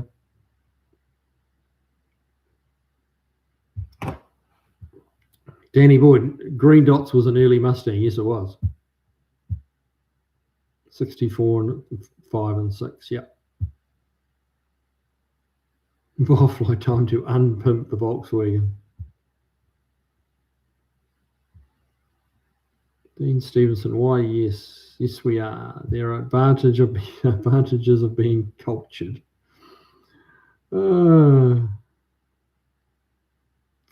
be right back, load in the oven with frozen pizzas. We need something more exciting than frozen pizzas, Barfly. Come on. Barracuda, Enzo Ferrari apparently said the E-Type was the most beautiful car in the world. I sort of like them, but I've always thought the hood is too long. There you go.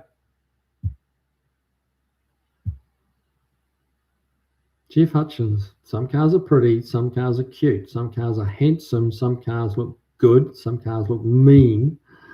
Those are my favourites. 71 Cuda and 69 Charger look mean. I know. I think that was exactly how they were supposed to look. Really, think about it. That's where that was the market for, and they hit it. They nailed it. But I tell you what, it was really the Dukes of Hazzard that put those Chargers on the map. Well, I guess I should be a little bit careful. So that's how it seemed to me, like living in New Zealand. Not really. I can't really say what it was like here. Is that when interest in the Chargers really peaked or started to take off? Was that Dukes of Hazzard era? I kind of had the feeling that they were a little forgotten up until that point.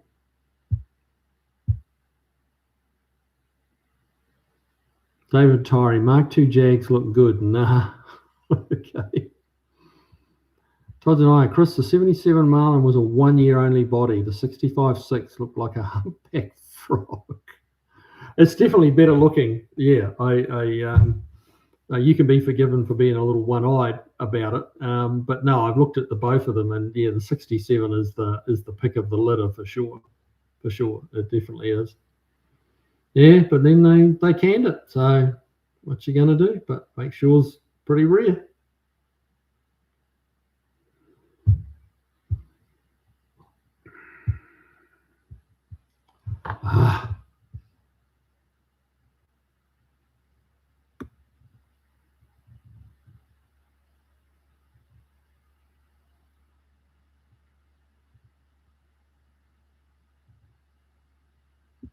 Danny Boyd, the Mark 1 Capri is best with the 302. Yeah.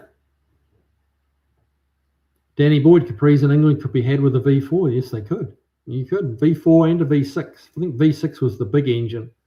They made them with a 3-litre V6, and then the Mark IIs they used a 2.8, if I remember correctly, it was called a Cologne V. So while it was 200cc smaller, it was more powerful than the original 3-litre V6, which was nothing to really write home about. Andy Nickel, wow, I'm really late tonight. What's the talk about? We've been talking about you and your absence, mate. We've just been slinging shit about Andy and his guitar building and stuff like that. So, but now that you're here, we better be quiet. That's all I can say.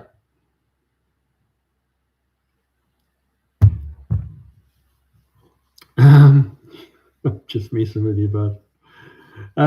Barry Cooter, I've always thought the M16 was a good-looking rifle, and I have a hankering for a Ruger Black Hawk. Okay. Well, that's a change of pace, but yeah. I have no intelligent response to that. I don't even know what a Ruger Black Hawk looks like, and kind of know what an M16 looks like. No useful input on that at all, mate. Dean Stevenson, so did Smith, Kramer, and Bo Seaton, and the Anderson brothers at Pine Pack and the Capri SI. Yes. Yep, they all did. You're right. I guess Dick Johnson's kind of the more famous, not say bigger, but more famous name to run that Fox.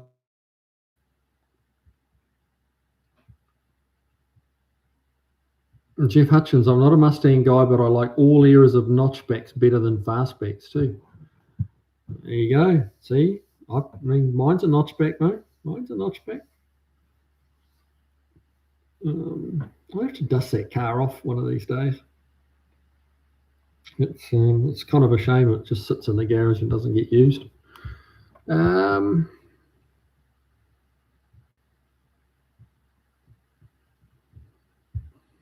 Dean Stevenson, 84 Foxes looked awesome at the racetrack. They're definitely well suited to drag racing. And the notchbacks were the lightest ones too, apparently. 65 to 73, I'll take a fastback. Yeah, I can't get my head around the 71 through 3 Mustangs at all. Fastback and the Coopers, like, yeah. But even the fastback, just too big, bulky, like just they look fat and heavy. Up to 69, 70, awesome looking car. Probably my favorite Mustang is 69. But that 71 2.3 just leaves me cold. But hey, Todd Denay, years ago I saw a Mark 1 Capri with a 351 Windsor and top loader 4-speed. Same guy put a 429 with a top loader and a Pinto. Good grief. 351 would make a Capri rock and roll, man. That would haul the mail. LVG, good night all. Thanks for a great Tuesday. See you on the next one. See you then. Thanks for joining in. Thanks for coming along. Todd Denier, I'm having problems trying to send videos with my phone. I might try my tablet.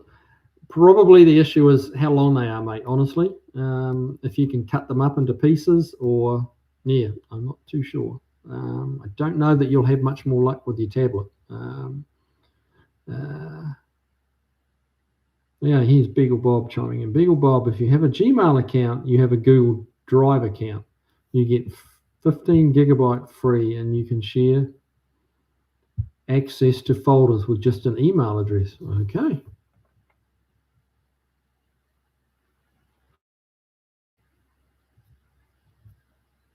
So how do you get to your Google Drive account, Beagle? Remember, you're dealing with idiots here that they have no clue.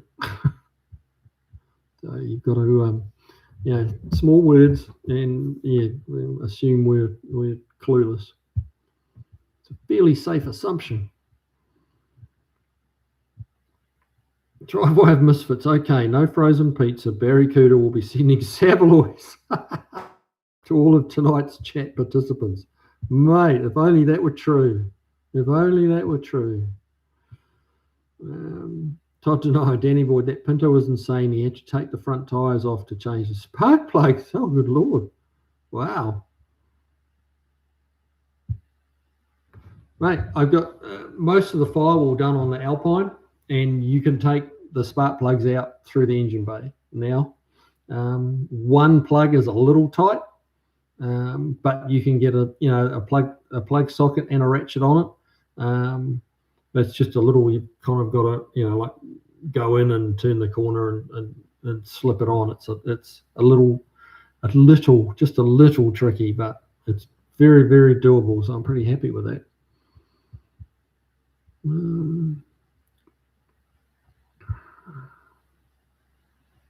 Barracuda, I believe the 68 Charger is better looking than the 69. I like the tail lights better on a 68. Yeah. Apparently they converted quite a few 68s to look like the 69 for the Dukes of Hazzard because they destroyed so many 69s. They were having trouble finding them.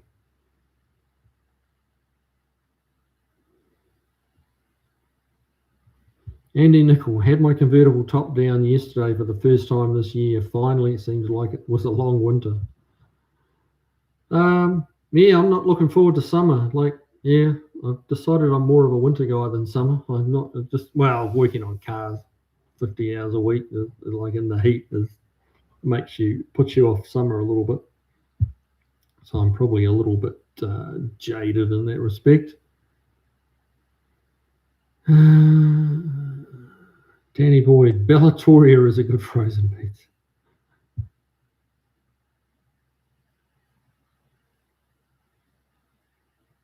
Vilefly, saw a hamburger recipe where you bake the hamburgers over a drip pan.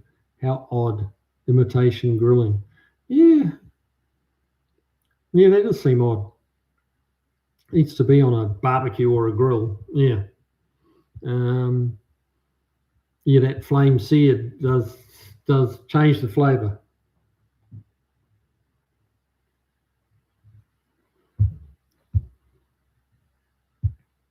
Barracuda, have you?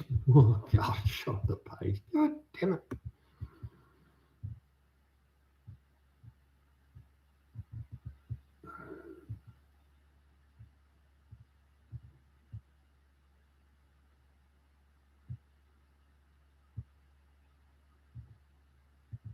Where's it gone?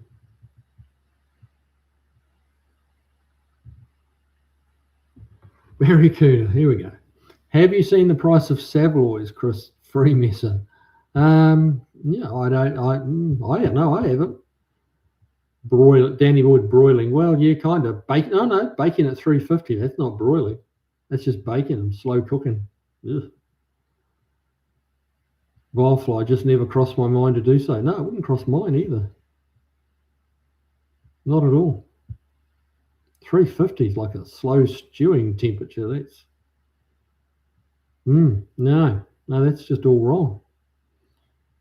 Chris Freemas, Barracuda, can't see the price tags from here. You might want to check the Costco in the North Island for a bulk pack. They do have a Costco in the North Island. Danny Boyd, I've baked burgers before when I couldn't grill, and yes, you want to elevate them in a manner which allows them to drain the fat. Yeah, otherwise they really will just boil. Jeff Hutchins, I met a guy at the end of my 1911.45 as he was exiting from burglarizing the mini mart next door. His getaway car was an early Capri, backed up to the front door. It was stolen, of course. Wow. Never a dull moment, huh? Todd Denial, Danny Boyd, have you had a Papa Murphy's pizza? They make it, you bake it. Those are good. Papa Murphy's are good.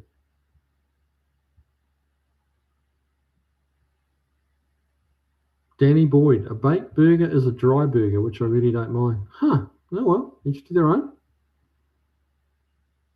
Barracuda are very little to do with the North Island. Andy Nicola deserved that. Vilefly. Dry is out for me. I'm with you, mate. Burgers must be juicy or die. Yeah, I agree. I'm with Vilefly on that one.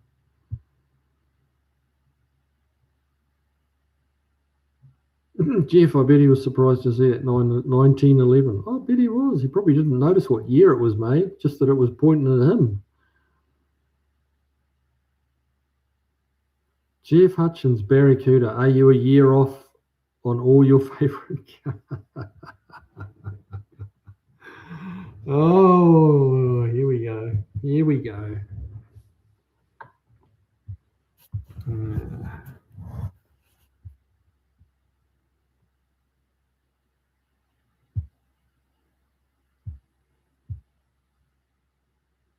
Chris Freemas, a Barracuda. Well, if they have cheap satellites up there, it's a good excuse for a road trip. Well, yeah, there you go.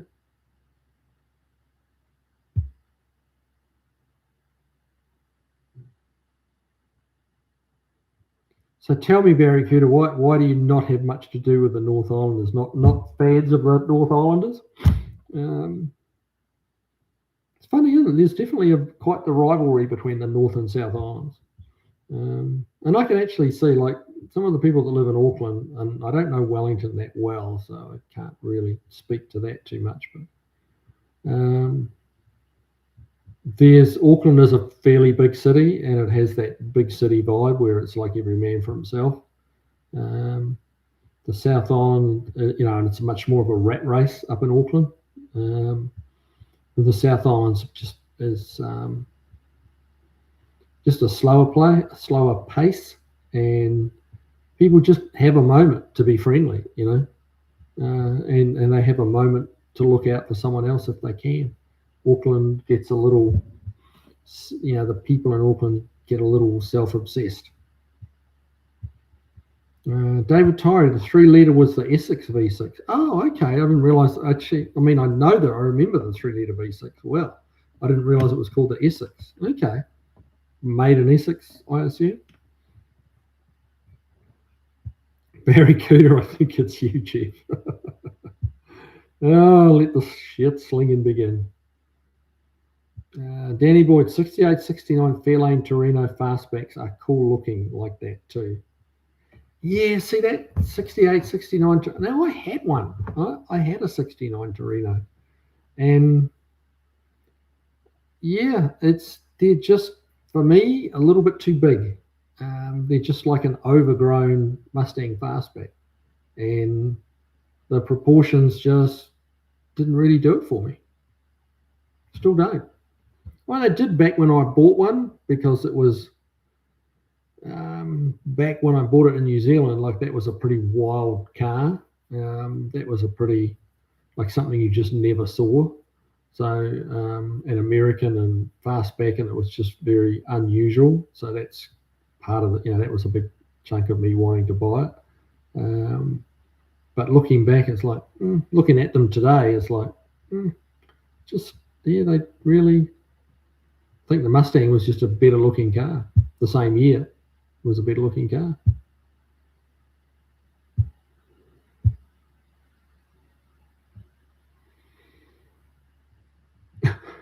Jeff Hutchins, Todd Denier. He had a pillowcase on his head with 2 eye holes cut in it, but I could still read his face when he ran out to that surprise. I'll bet you could. I bet you his eyes were as big as the holes cut in the pillowcase. Barfly, good God, a chaotic double pendulum is $120 at the cheapest. A chaotic double pendulum. Oh, okay. Yeah. The cheapest, their sticks linked through the bearings, for God's sake.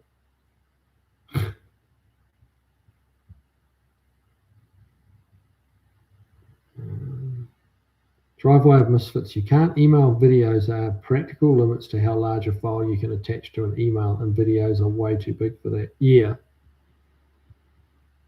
You can do little short ones though, can't you? I thought. Like 30 seconds to a minute, I think. I might be wrong on that. Barracuda, although I think I'm behind the times, probably a Red Hawk would be better. Barry's trying to get that gun slinging chat going.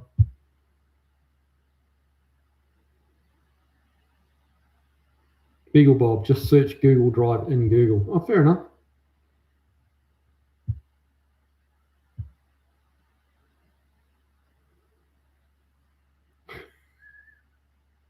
Jeff Hutchins, Barracuda, well, you're almost right, so close enough. Well, there you go.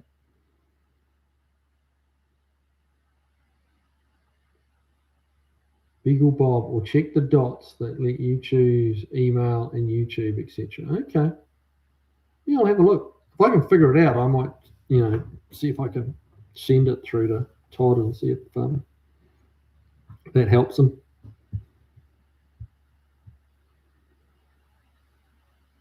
Todd Denier, Chris, my phone has even said a 1.5 minute video was too short, but a 1.75 minute video was too long. Oh, really? Too short? I have not seen that before. Huh.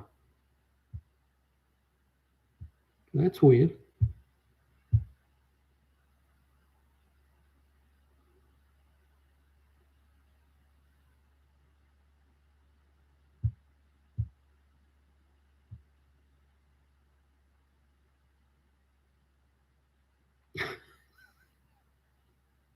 Beagle Bob.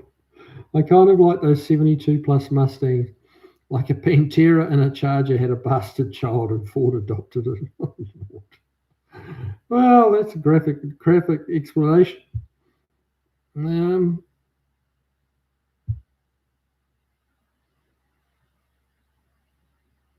Barracuda, that road trip involves quite an expensive sea voyage. Yes, it does. Todd Denio, Papa Murphy's is a pizza shop and they make it to order in front of you to ensure you get exactly what you want on it. That's good stuff, man. Yeah, they put it all together for you and then you take it home and bake it. But they do it that way. They have to, well, they not have to. They have to have a lot less, have a lot less red tape to get through because they're not actually, technically, they're not preparing food because they're not cooking it. There's a lot less boxes to check as far as storing the food, keeping the food, prepping the food and stuff like that. It's a lot easier for them.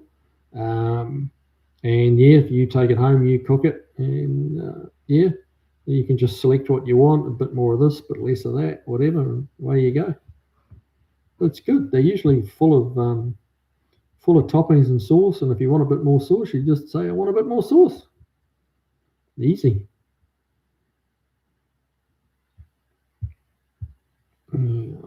Todd Denio, any file attached to an email larger than 5 megabytes. That shut up the page. I'm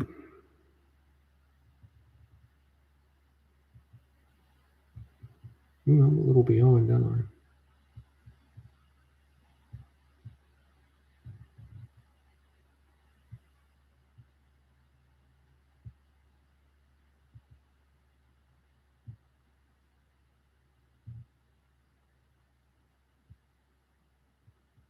There we go.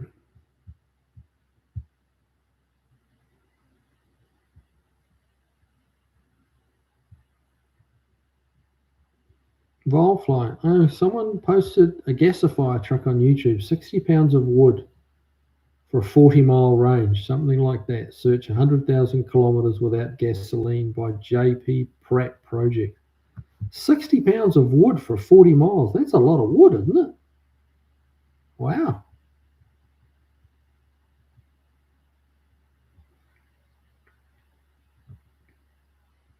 Jeff Hutchins, Wildfly. My mum used to bake burgers like that.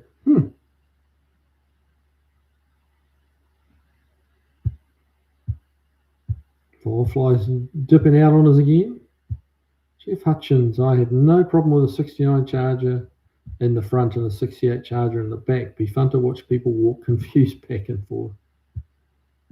Yeah, well, that Mustang I built for my old man, where I put grafted in on the 67-8 Mustangs, they had the blinker hood with the little air escape vents in them in the hood with the little blinkers, that went left and right in the hood.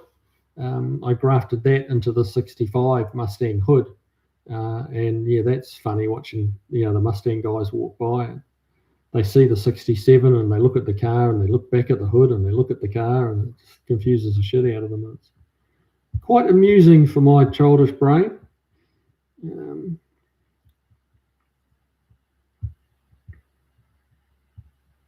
Beagle Bob, I will pan fry burgers if I cannot grill on charcoal or wood. Propane just doesn't add the smoke flavour. No, it doesn't. You're right. It doesn't. It's not quite the same as charcoal or wood, but yeah, it's better than baking, I think.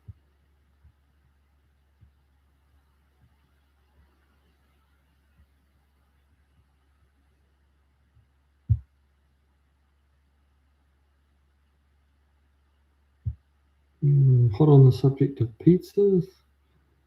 Barracuda, I like the 70 Challenger front best, but I like the 73, 74 Challenger tail lights the most. There you go.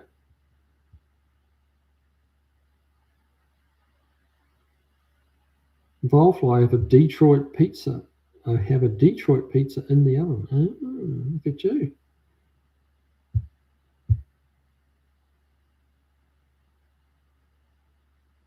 Chris Freemuser, Danny Boyd, don't have a Kroger's where we are. Ever heard of Wegmans?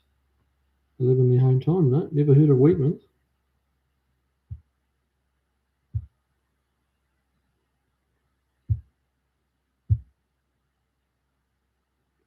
Firefly. Pineapple on pizza is blasphemy. Yeah, either. I can do pineapple on a pizza. Yeah, it wouldn't be my first choice, but yeah, it's okay. Save the pineapple for dessert. There you go.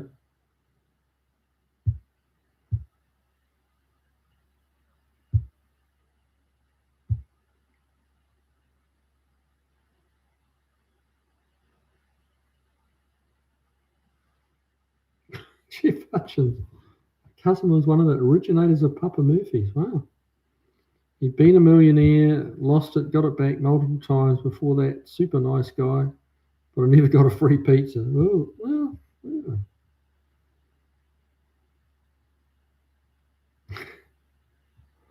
David Torrey, I love pineapple on pizza. Firefly flinches. Oh, we got 3 minutes to go, guys. We'll try and catch up here. Barry Fooder, I'm just razzing you, Kiwi, but I've only been in the North Island 3 times. Wow. Last time was 1989. Wow. Just no need to go, or a dislike, or like what? That's not. I mean, yeah, I guess I haven't been in the South. I've probably been more into the South Island more than 3 times, but probably, I don't know, probably less than 10 or around 10. So yeah, and a few of those times the South Island was going there for rallies, which was not really. It was going to the South Island, but there was very much an underlying reason to be there. But that was to go to the rally in Christchurch and the rally in Invercargill, part of the national championship.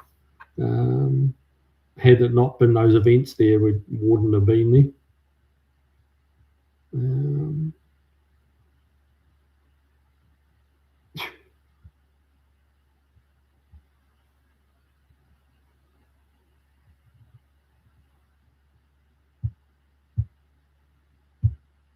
K2 Hat, stay healthy. It's all this pizza and hamburgers.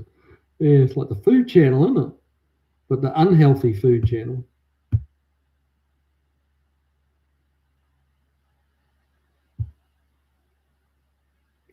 My phone sucks for sending videos. Yeah. I know what to tell you, mate. Yeah, try that thing what Beagle Bob's talking about.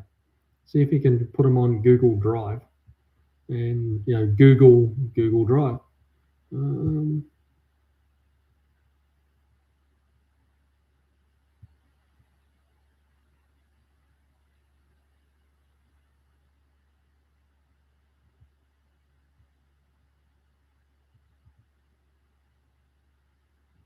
Andy Nickel, burgers got to be barbecued. I agree.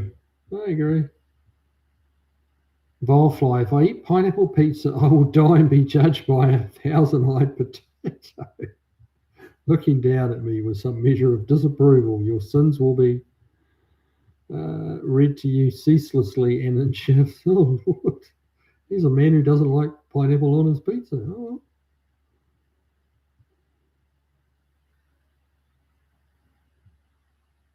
Danny Boyd, grilled burgers really are best. Although a buddy at work swears by his air fryer.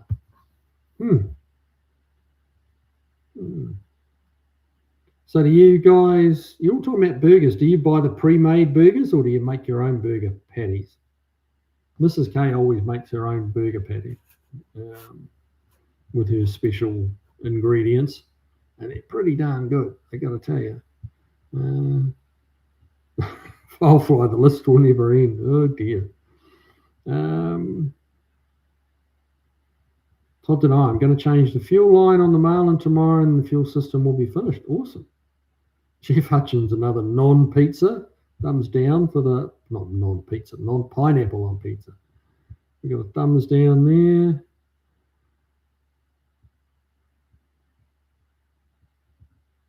Danny Boyd, nice. Todd, I like to move a car outside when opening up a fuel system, unless it's long empty. Yeah, that's pretty sound advice, really, if you can.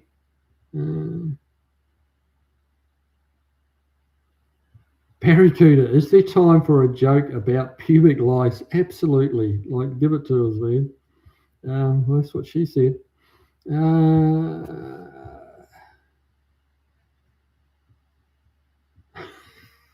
That's a good point. Chris Freemasson, it's interesting how pineapple on pizza has become as controversial as Imperial and Metric and what brand of motor oil to buy. Yes, that's very true. Danny Boyd, Barracuda may make some people crabby. Oh, yeah, there you go.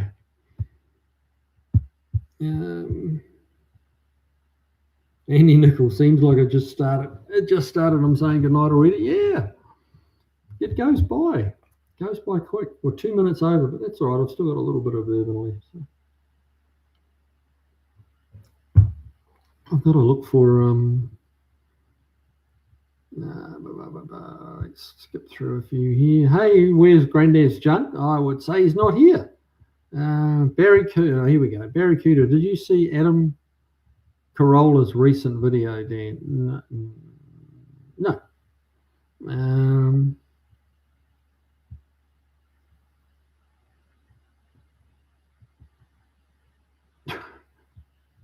Oh, Beagle Bobby, smart ass. Where's Granddad's junk? New Zealand, I think. Yeah, okay.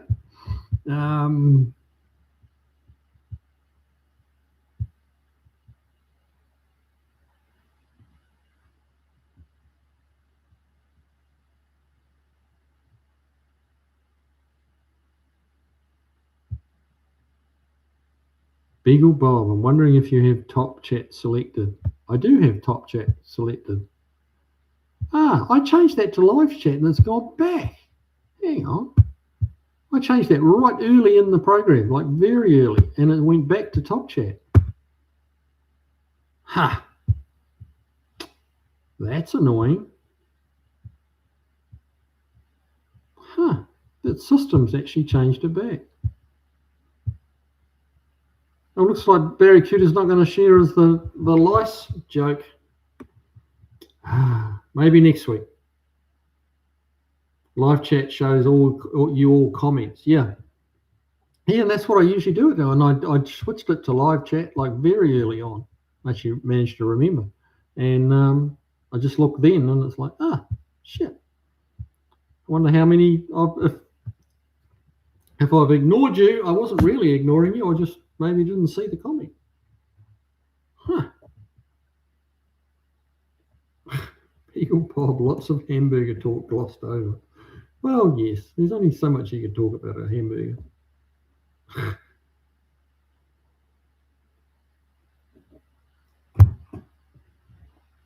Now, where are we at here? I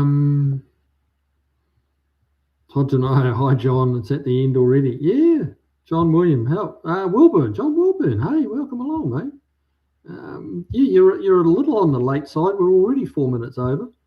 And I'm about to sign off, but hey, thanks for dropping in. That's cool.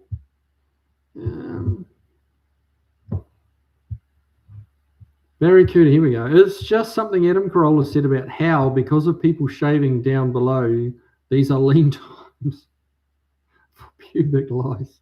Oh, good Lord. I suppose so. I suppose so. Pubic enema. Charming. Well, all right. That's enough, I think, for one night. I'm out of bourbon, that's the way it's going to stay. Heading for the bed. Heading down to my good buddy Kevin Tate's tomorrow to do some work on his Camaro. So look out for some videos of that mischief. I'm sure we'll get up to some mischief down there. A couple of the other boys are going over as well. The Motley crew to do some work on his car and try and get him over the finish line. So watch out for those and look out on Kevin's channel as well. If you don't follow his channel, it's well worth a look. Kevin Tate's is Paintucation by Kevin Tate's. Paintucation. So check that out. Me and him do a few videos together. So that's me tomorrow. I'll be doing that, and then back into my shop Thursday, Friday, Saturday, and another Alpine video coming real soon. I got 3/4 of it shot. I'm just trying to get the last of the firewall finished so I can finish the video and then show it to you. All right, guys. Well, see you next week. Thanks for all your input, for being here, for joining in, and yeah, have fun. Get to work on your cars. Yeah, have a good week. I'll see you next Tuesday. All right, take it easy, guys.